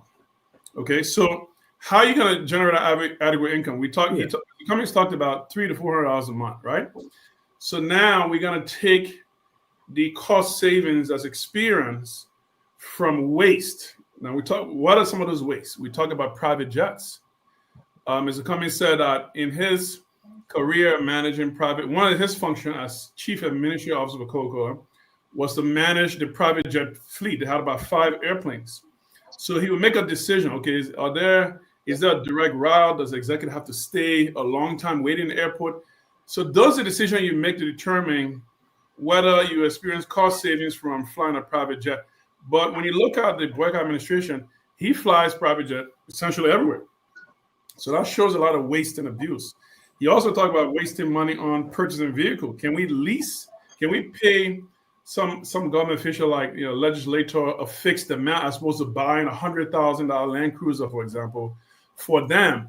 That would trim some savings. So essentially, he went through the budget and identified these cost savings. From these cost savings, he would then take that and boost the income stream of the average Liberian at least $300-400 a month, so that they can be able to afford the goods and services. Now, from a price reduction perspective, to make things, the price increase, make sure the price of goods and services do not increase as fast, what he said he would do is essentially open the market, essentially create a free market, because one of the oldest tradition to reducing prices is essentially allow a competitive market. So essentially, we want to allow people to compete for goods and services where suppliers are not limited in some natural monopoly format or monopolized format. But essentially, we have a lot of supply of goods and services, so that creates natural competition and reduces the prices of goods and services. It reduces the price of rice, it reduces the price of fuel, it reduces the price of basic commodities, but most importantly, the ANC's plan actually allows people to have the income to be able to pay for those goods and services. So I ended that note and turn it over to my colleague for the next question. Yeah, Dennis, let me come in with the and thank you very much, Leon. I think that was eloquent. Let me come in with this international portion of the question that you asked. Right. Yeah, our foreign relations equals the U.S. and China. How is Boycott doing, and what will Cummins do differently? Well, I mean, with Boycott, you can see there's a lot of pivot to China. And I think if you look at Liberia's history, our traditional partner has always been the United States. And I don't see that changing under the Cummins administration. The United States is a very strong partner. They have been sponsoring us. If you notice, they're doing from our birth, from the time Liberia was founded up until when Madame Salif took over, I think they were very instrumental in what they did to bring us to where we are. Elimination of debts. I think a lot of them took the lead in helping Madame Salif. If you recall HIPAA, George Bush going to Liberia. So there were a lot of activities that the United States have done to redeem us from. So Mr. Cummins will maintain the status quo, basically. I don't really see him getting away from our traditional partner. It doesn't mean you can't forge alliance with other folks, but this pivot to China that Boycott has initiated now. I look at it somehow differently because you don't want to alienate our traditional partner, which is the United States, and I don't foresee that changing under the Mr. Cummins administration. Now, one of the things that obviously domestic policy drives international policy. Mr. Cummins, giving his international experience, people want to know that your country is a country that they can come in and invest. They want to make sure that the right environment has been created, meaning there has been no, the corruption is something that you take strongly. They want to make sure that the business environment is where investor can come and get justice if something goes wrong. You want to make sure that when people talk about Liberia, there is an urge for investors to come and say, I want to go to that country. And that has to do with character. A lot of times I hear people saying, well, why can't Mr. Cummins bring some investors to this country? It is not what Mr. Cummins cannot do. Mr. Cummins can bring investors to that country, but it has to do with investor trust. If the folks that are coming to Liberia to invest, if they do not trust the government, if the system in Liberia is not good enough, no investor will come, no matter how many individuals Mr. Cummins go out there and talk to. They will not come.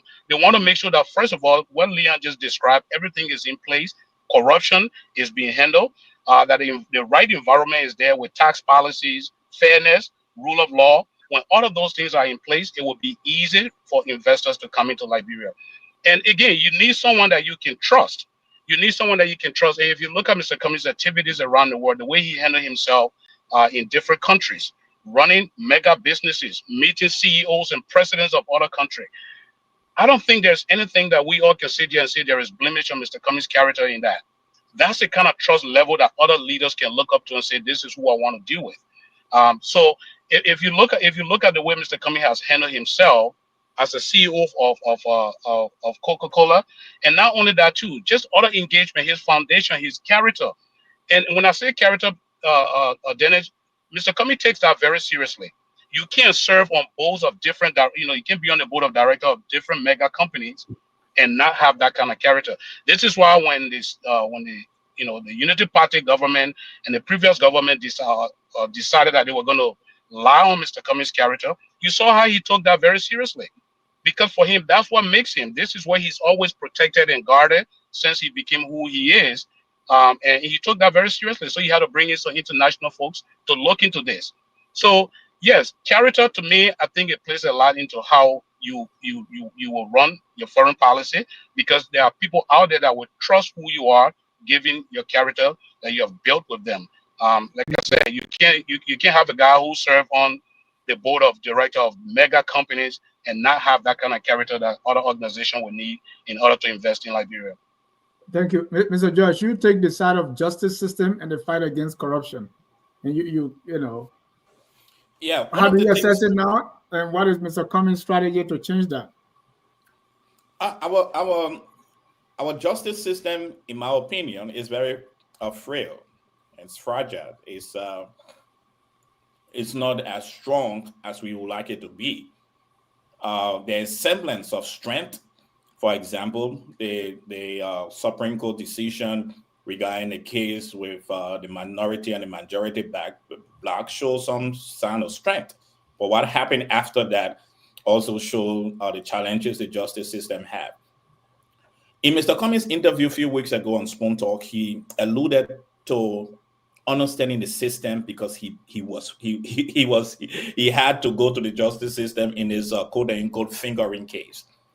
And he saw the challenges of our justice system. And he also shared that for our economic system to grow, the environment, which is the justice system, have to be strengthened. So a Cummings administration is definitely going to strengthen the justice system. There's an audit report that was done by the current Chief Justice that shows that the majority of the high court judges are not remitting funds that they receive from cases. And I don't think there have been any serious public outlash to that audit report from the Chief Justice.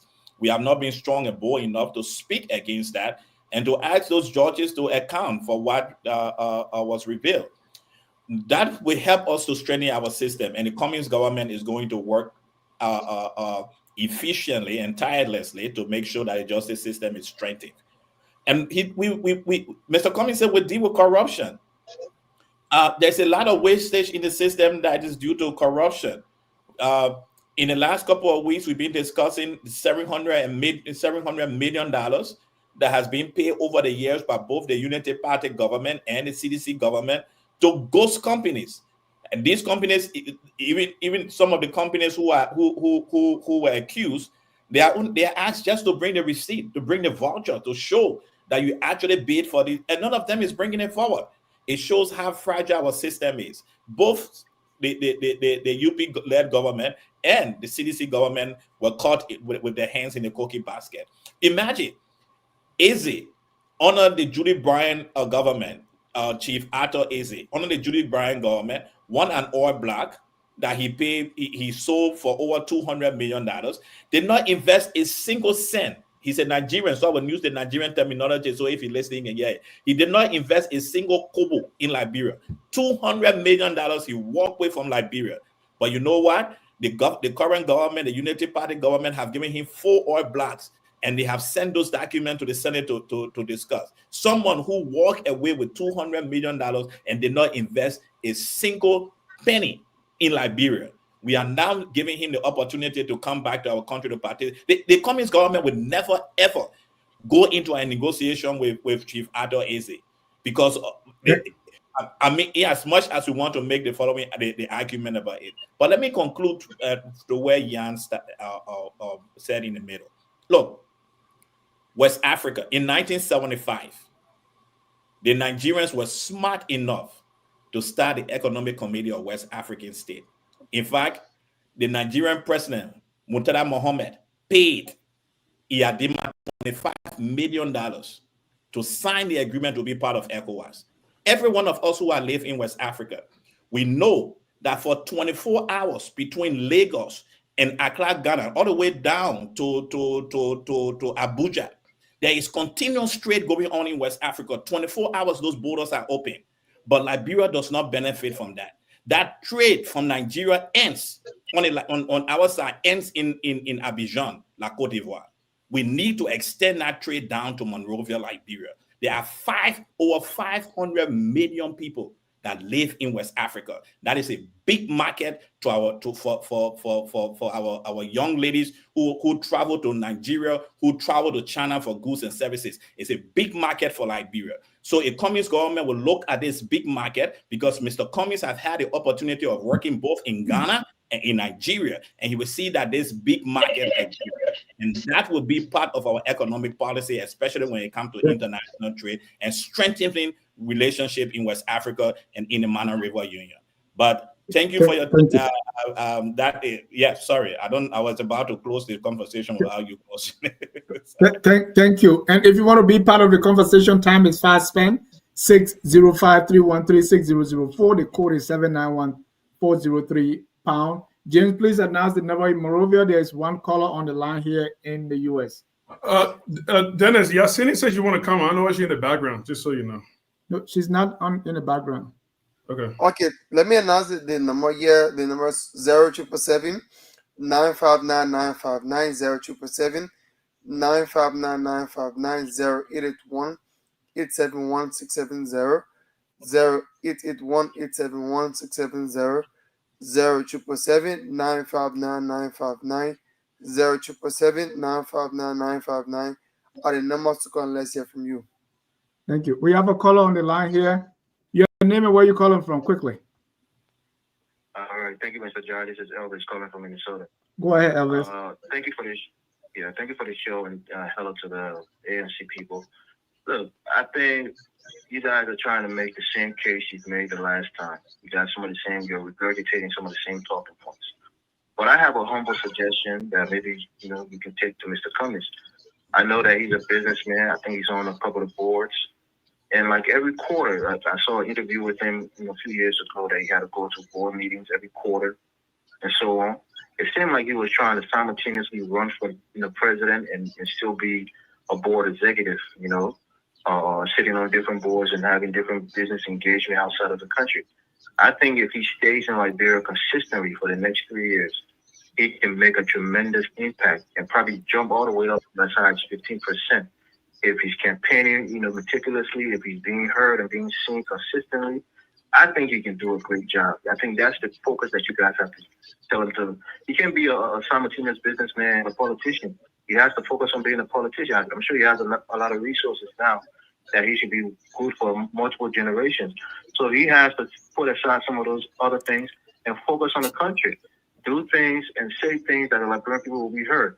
And then one last thing, he has to pin himself as the economic solution to the Liberian people. When people are thinking about their hardship, let his name be the answer to that, that problem. Tell him on one single issue. Beat it into the heads of the Liberian people that he's the answer to the economic wars. And I think in the next 3 years, if he does that consistently, he will make a tremendous jump. I just want to make those points, Mr. Thank you for taking my call. Thank you. And you are a CDC sympathizer, you always say. All right, let me welcome Madam Sydney Martin Quay. That is our former president of Lama, our local group here. Welcome, Madam Quay. Thank you so much, Dennis. It's good being here. Thank you. That's a long-time supporter of Mr. Cummings and the ANC. James, do we have anything? Yeah, sure. Welcome. Let's hear you. Good evening. Yeah, good evening. I want to thank you guys very much. You are coming low. Can you be a little audible? Yeah, okay. I'm Chico Davis, calling you from Nizo in Liberia. Okay, go ahead, please. I want to thank the ANC folks. What I expect for Mr. Cummings to start doing now is to start doing things in the country that would make people convinced and say, yes, Mr. Cummings is ready to move this country forward. Because if you're not doing anything that will make the youth and other people know that, yes, Mr. Cummings is ready to change this country, people will still look at it not serious. open some jobs somewhere, open some places, and get people to start working. Because if you're not doing this and you want to get in power before you can start doing them, Liberian people's minds are very small. Thank you very much.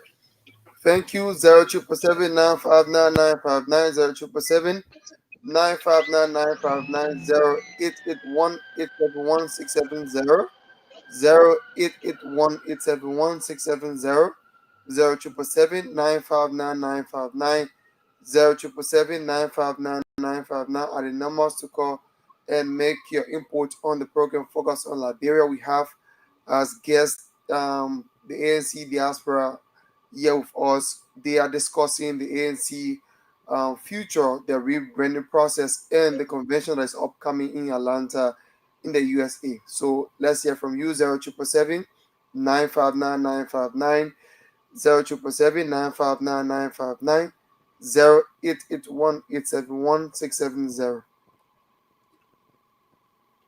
All right. Thank you. Let me bring in Madam Kwe. Madam Kwe, you have been with this ANC thing since 2017. I mean, 2015. 2015. You try 2017, you didn't win. You tried 2023, you didn't win.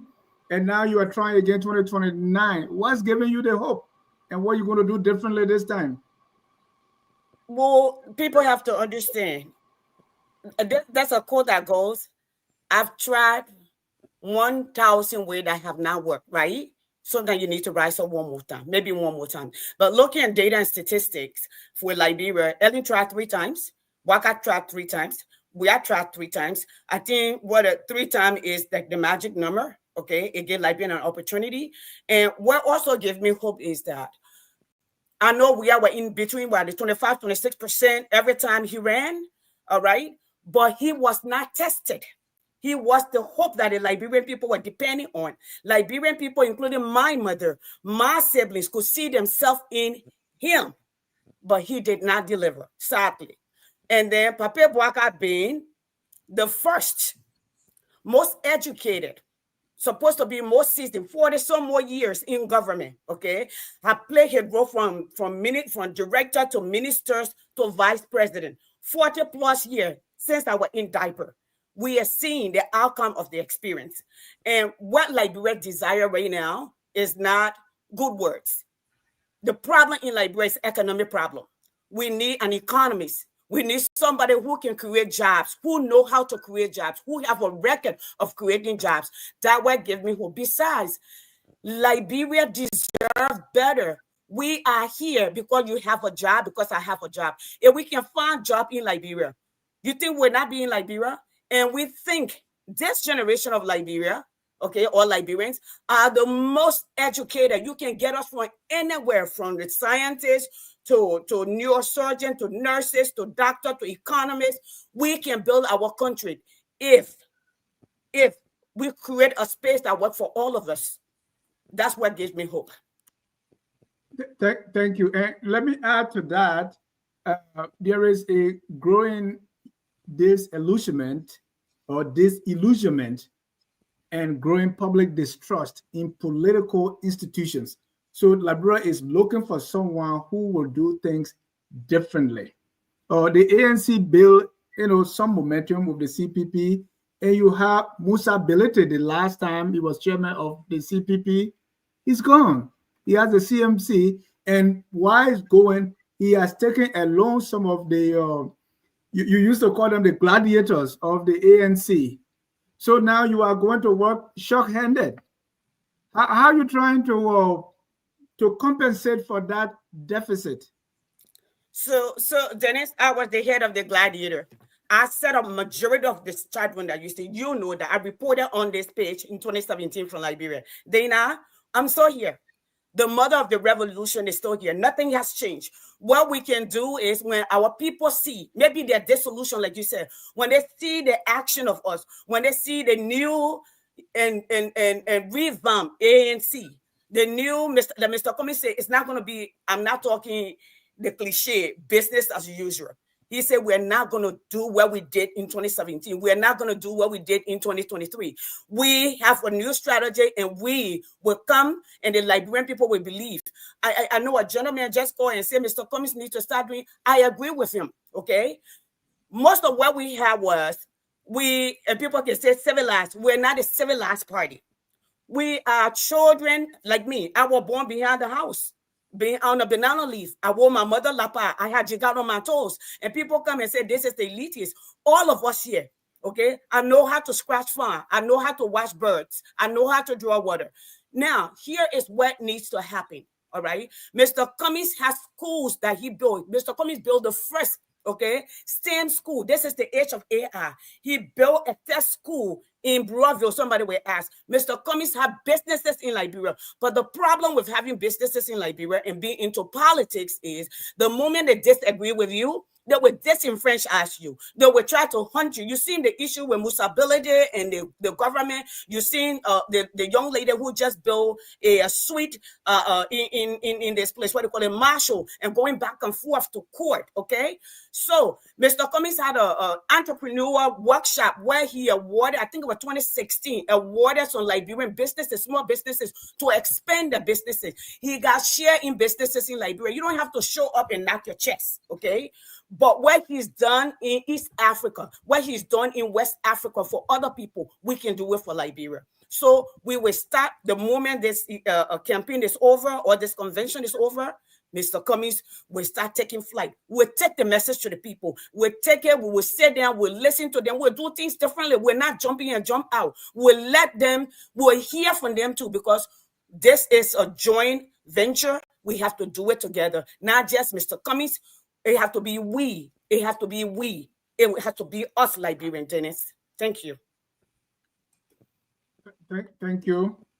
James, we got any more color?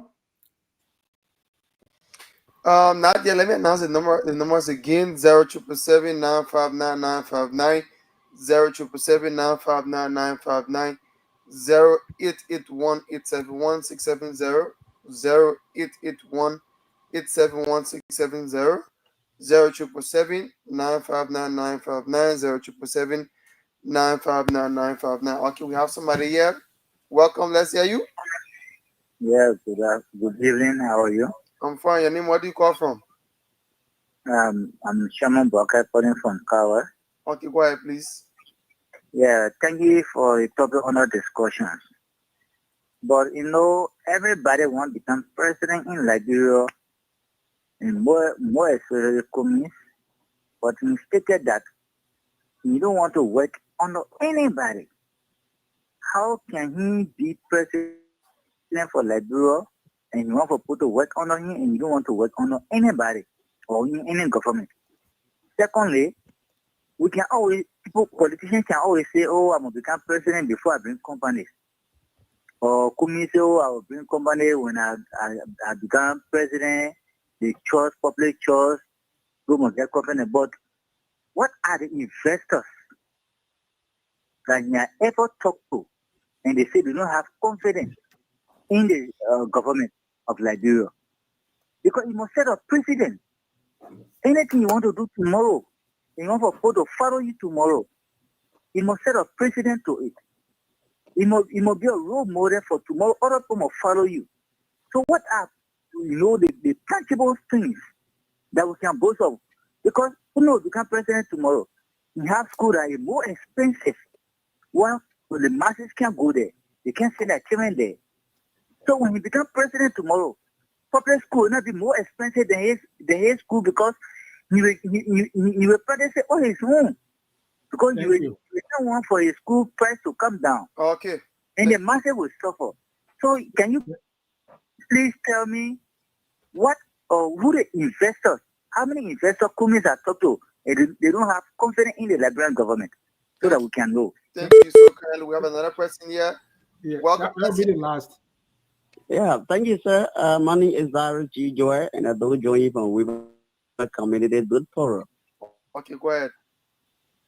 Okay, thank you for the discussion. ANC, I can say, I'm a member for ANC since I've been voting. I got my citizen, that's it, my card, everything. for 2 elections now. But the problem with our standard bearer is that, after election, are you want to invest in America?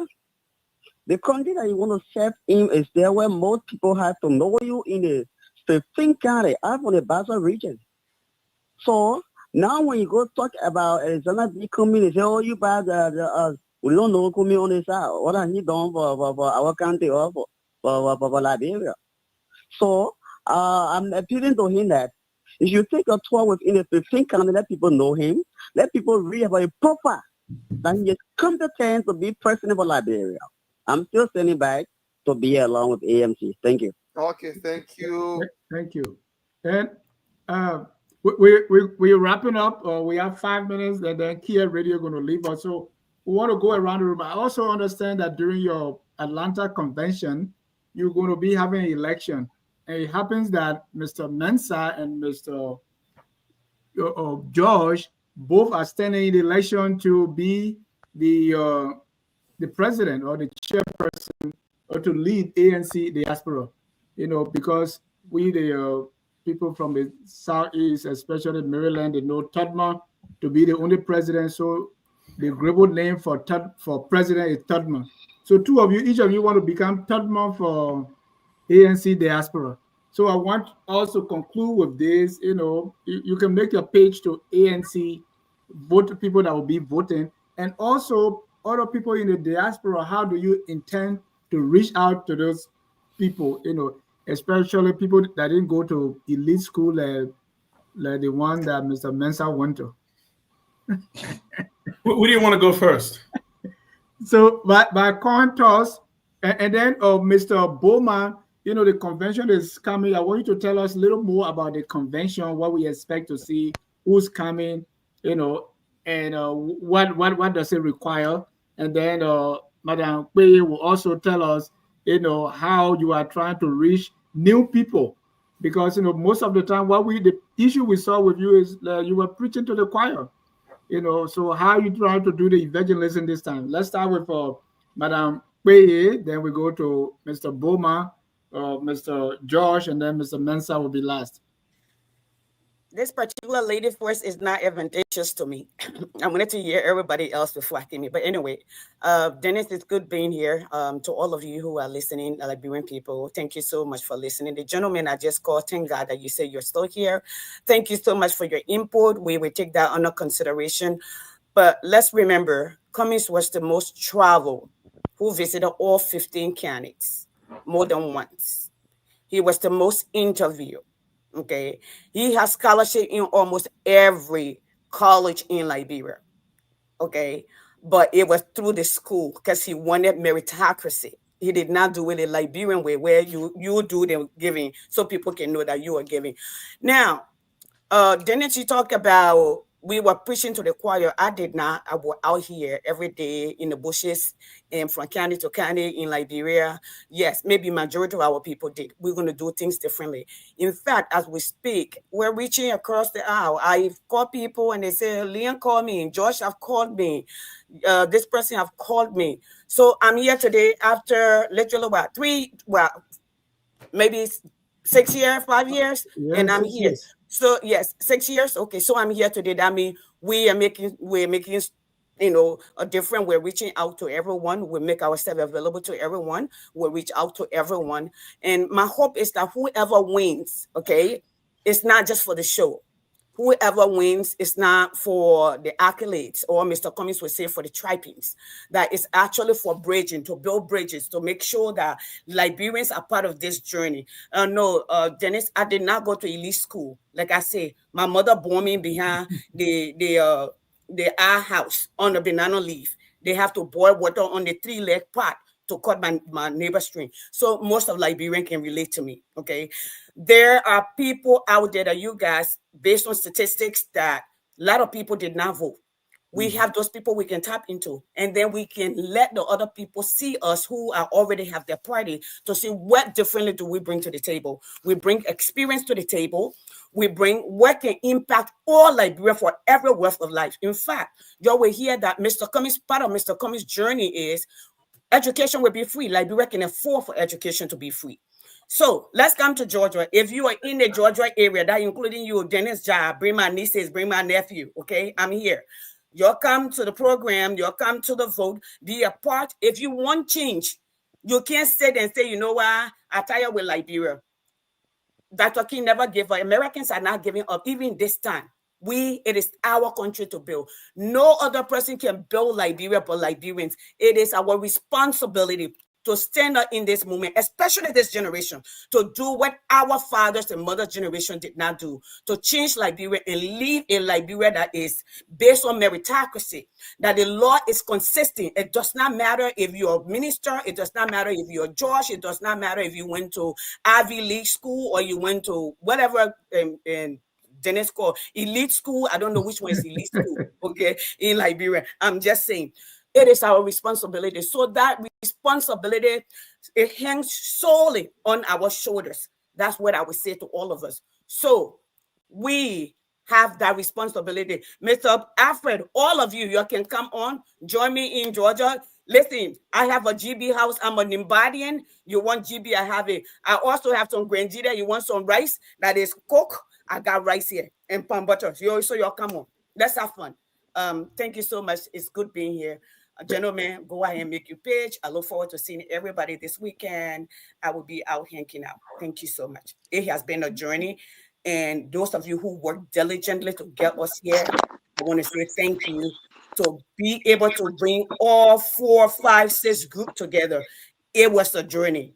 Thank you. It means that we can do this and we can do it together. Thank you, Dennis. Thank you so much for coming. Mr. Bowman, let tell me a little bit about the convention and what are the things going to be happening and who's going to be there.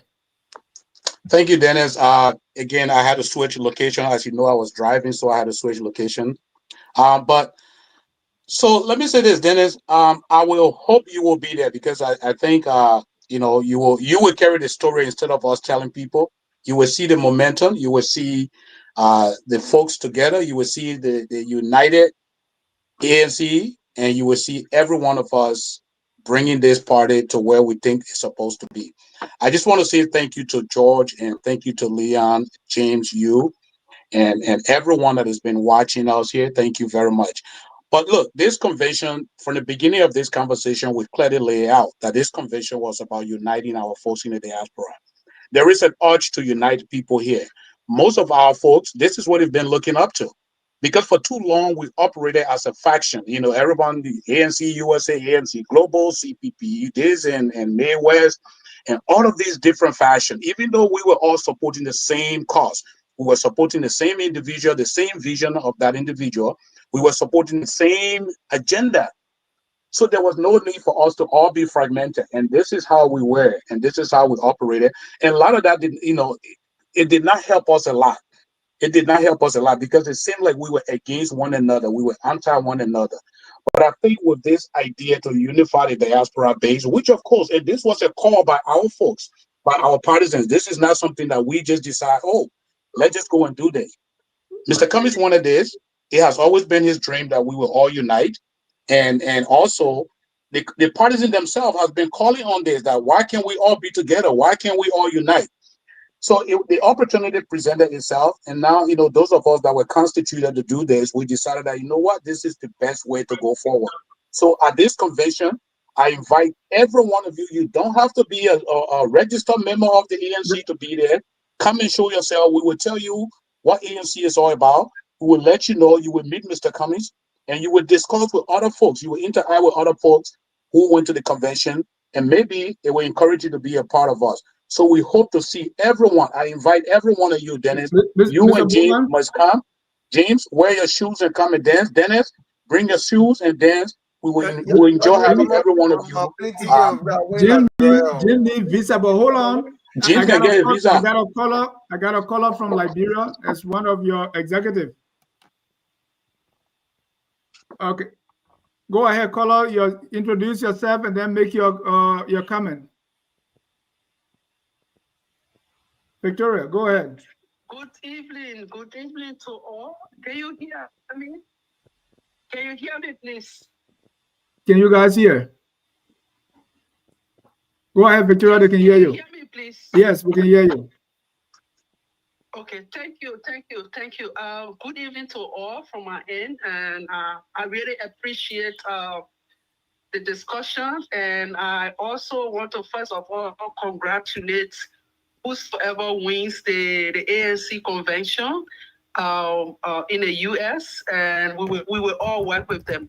But I just want to quickly let our public know that the ANC is working. It was working very hard since we came back from our convention in Margibi. We have been doing a lot of engagement even before then, and we believe that if we work hard, we'll be going to make really in 2029.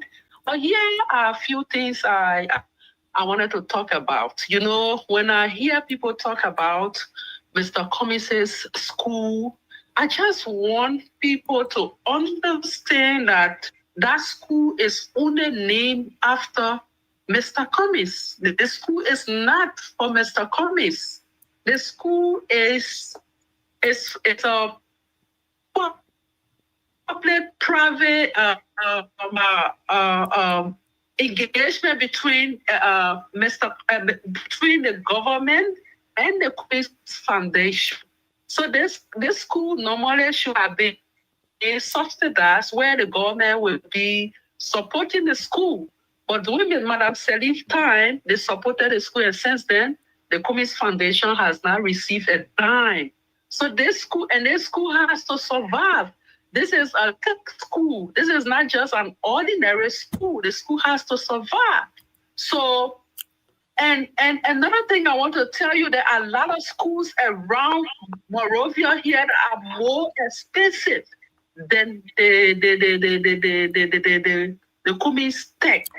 But let me say another thing. You know, the message that is resonating that gave us a lot of hope for 2029 is that we have tried the Unity Party for 12 years. They failed us. We tried the CDC for 6 years. The same thing. Today, the Unity Party is there, and we are seeing what is happening. The corruption that is happening has never happened, especially under a president who we believe to have all of the experiences. And these things are happening. You have people with the librarians, people work. They are work. They feel that they are in government. They are a political party in government. They do not see themselves as a government. They see themselves still as a political party. I also want to speak about the convention in government. They see themselves Mr. Cummings. Go ahead. Sorry. Were you asking a question? No, go ahead. Just wrap it up. Okay, thank you. So I also want the public to know that Mr. Cummings is a private citizen.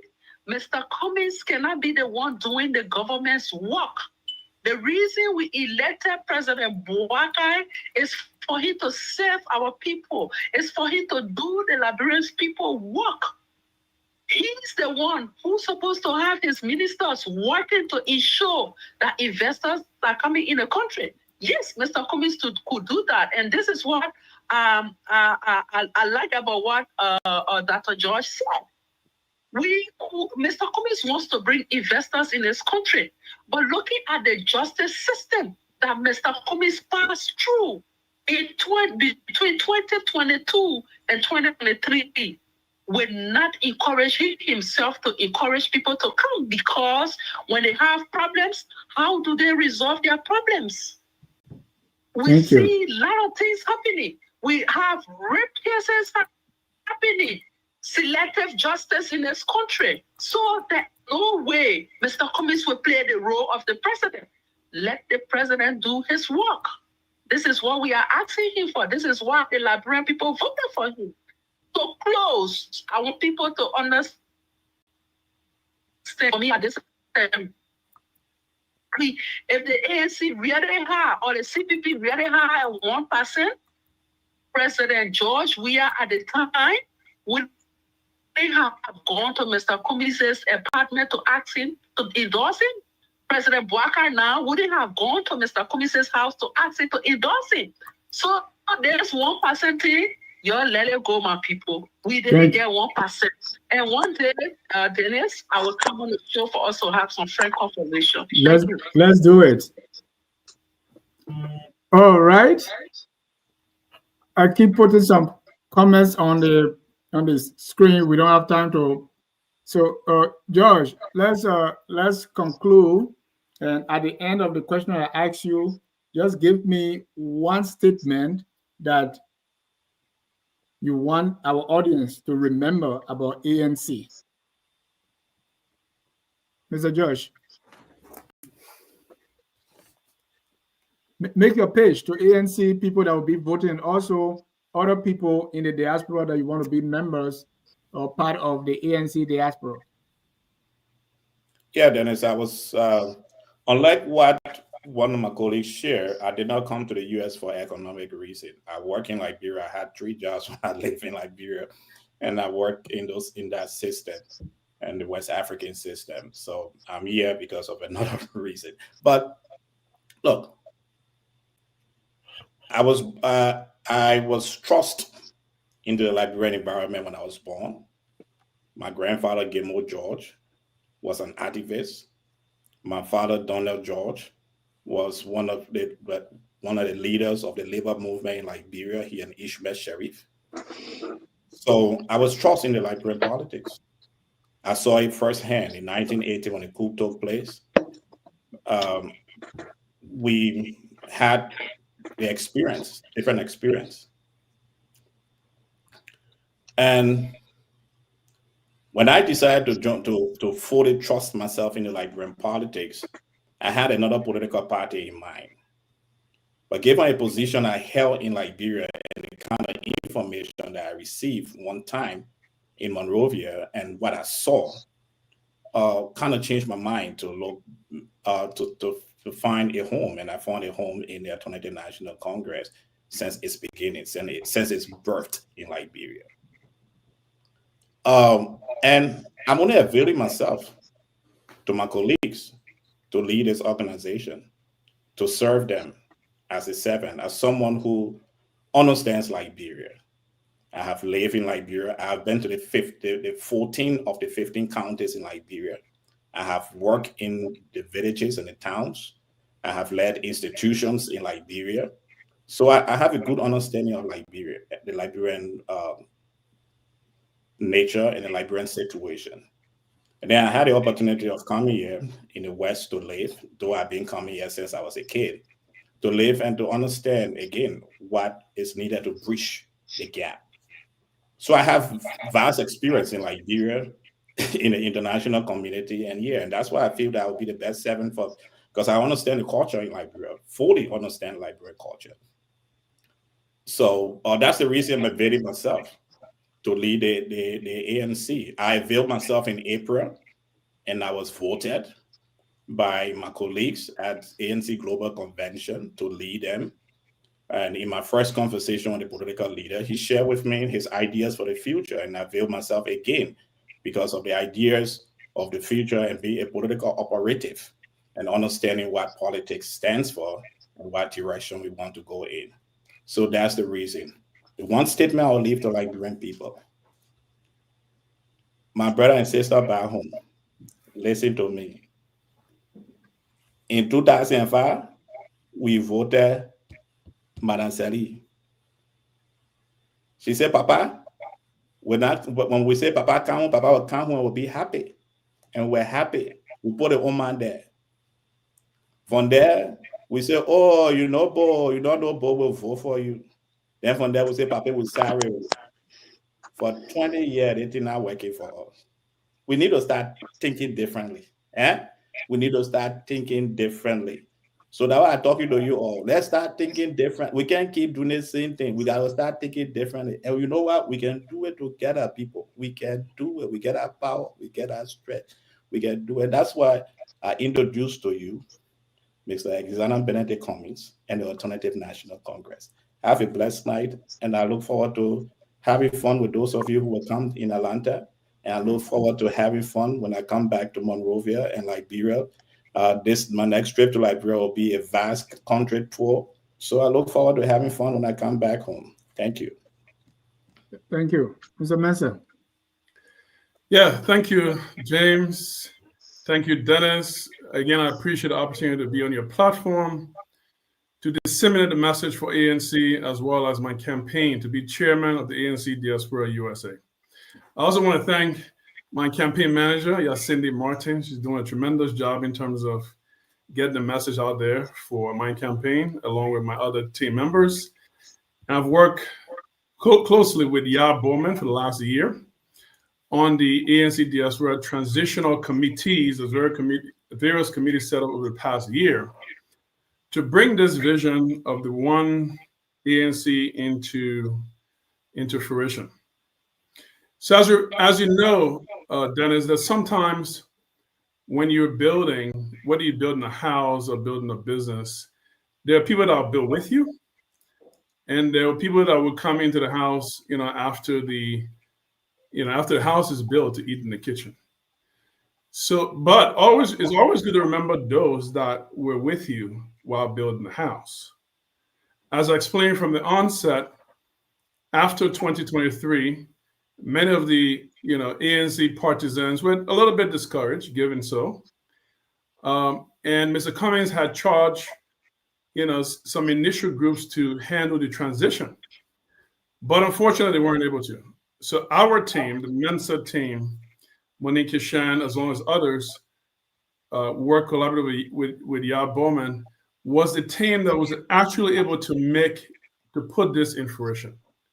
So we were the one through meeting weekly, countless of hours, working late into the night, drafting constitutional documents, setting up organizational registration, setting up payment systems, putting in place the platform and the infrastructure to really bring all this together. In addition, we work collaboratively with all the groups. We work with ANC Global, we work with CPP USA, work with ANC Midwest, work with ANC USA members, and we work with all of the groups to bring them into unison to the vision that we have today, which is the ANC Diaspora Convention that's occurring in Lawrenceville, Georgia. So I would say vote for me on 4 accord. Number 1, the proven leadership, because we're not talking about theories and rhetoric, we're talking about people that are actually able to do the work, to mobilize people, to mobilize infrastructure. The second reason is commitment to unity, right? Bringing people together is no joke. I mean, you know how it is, dealing with people in our community is challenging. There's a lot of tension. There's a lot of, confusion sometimes. But we're still able to stick together under my leadership to help mobilize everybody on a unified platform. The third reason is that we have a track record of tangible results. So we're not just projecting what we're going to do in the future. We're saying what we're able to actually accomplish in terms of bringing this organization into fruition. And the fourth reason is the vision. Okay, what is the vision? Very simple. We want to institutionalize the ANC. So we talk about party headquarters or regional offices. We talk about infrastructure, logistics, vehicles, communication. Talk about billboards. Talk about getting people into the trenches in the hinterlands. So institutionalization is very important, both with people, with processes, with system, how you manage resources. All these things are what I actually have experience in. So I strongly encourage all of my ANC partisans in the USA to strongly vote for the Mensah Kishan team happening this weekend in Lawrenceville, Georgia. The convention starts tomorrow evening. There'll be a meet and greet. Saturday morning at 9 a.m., there'll be a business meeting where all the voting will happen. Saturday evening, there's a ball, and then we wrap this thing up. So thank you for the fantastic opportunity, and I look forward to seeing you all in Lawrenceville, Georgia. Thank you. Thank you very much. Thank you to all of you, for coming. We really appreciate your time. We can't eat crab with shame. Mr. Cummings tried 2 times. The people say they didn't buy a message. So this time there's a lot on your plate to do something. And so plenty of people say they tired with the, dress right, dress, CDC, Unity Party, CDC, Unity Party. But, not because they're tired now, so they just got to hold their nose or cover their face and vote. You got to work. That one, there's nothing you can do about it. So I wish you all the best as you work. Dennis, let me just say one thing here, Dennis, please. I'm closing. Okay. No, I just wanted to say the two gentlemen that you have here, I think they both they are very fine individuals who can lead this organization in the right direction. At the end of the day, I think what will happen at the convention is our folks will select or elect the person who they believe is able to move this organization in terms of unity. Because to me, and that's one of the reasons I got involved with this. If you notice, most of them said that we started this process. For me, unity is the key to all of these things, bringing these people together, both in the diaspora and aligning our ideas with what is happening in Liberia. So, as long as if they can come in, as long as they come in and focus on unifying the diaspora base, because we desperately need our people back. We need the momentum that we had before. So, I pray that whoever takes charge is going to be a person that will reach out. Not only look within where you are in terms of your fashion that you were working with, but to extend that beyond that, speak to everybody else and bring them all on board. And I trust that, one of these great gentlemen will do it. I am not running. I'm going to stay in the back, put my hand in my pocket, drink my coffee, and watch them lead. Thank you. Thank you to our guests from the Alternative National Congress for joining us tonight and sharing insights into your party's recent convention in Kakata, the upcoming diaspora engagement in Atlanta, and your vision for Liberia's future. As the country continues to navigate its political, economic, social challenges, open dialogue among all parties remains essential for national progress. We look forward to hearing more from the ANC as it refines its strategies and engages Liberians both at home and abroad ahead of the 2029 election. On behalf of all of us from Focus on Liberia, we say, Imama Tato. Until then, we close with our song that says, we are all Liberians. Whether you are from ANC, CDC, UP, LPP, we are all Liberians. What is paramount and incumbent upon all of us is to do our very best to make our country the glorious land of liberty. Have a good night and God bless you. We are all Liberians. We are Liberians.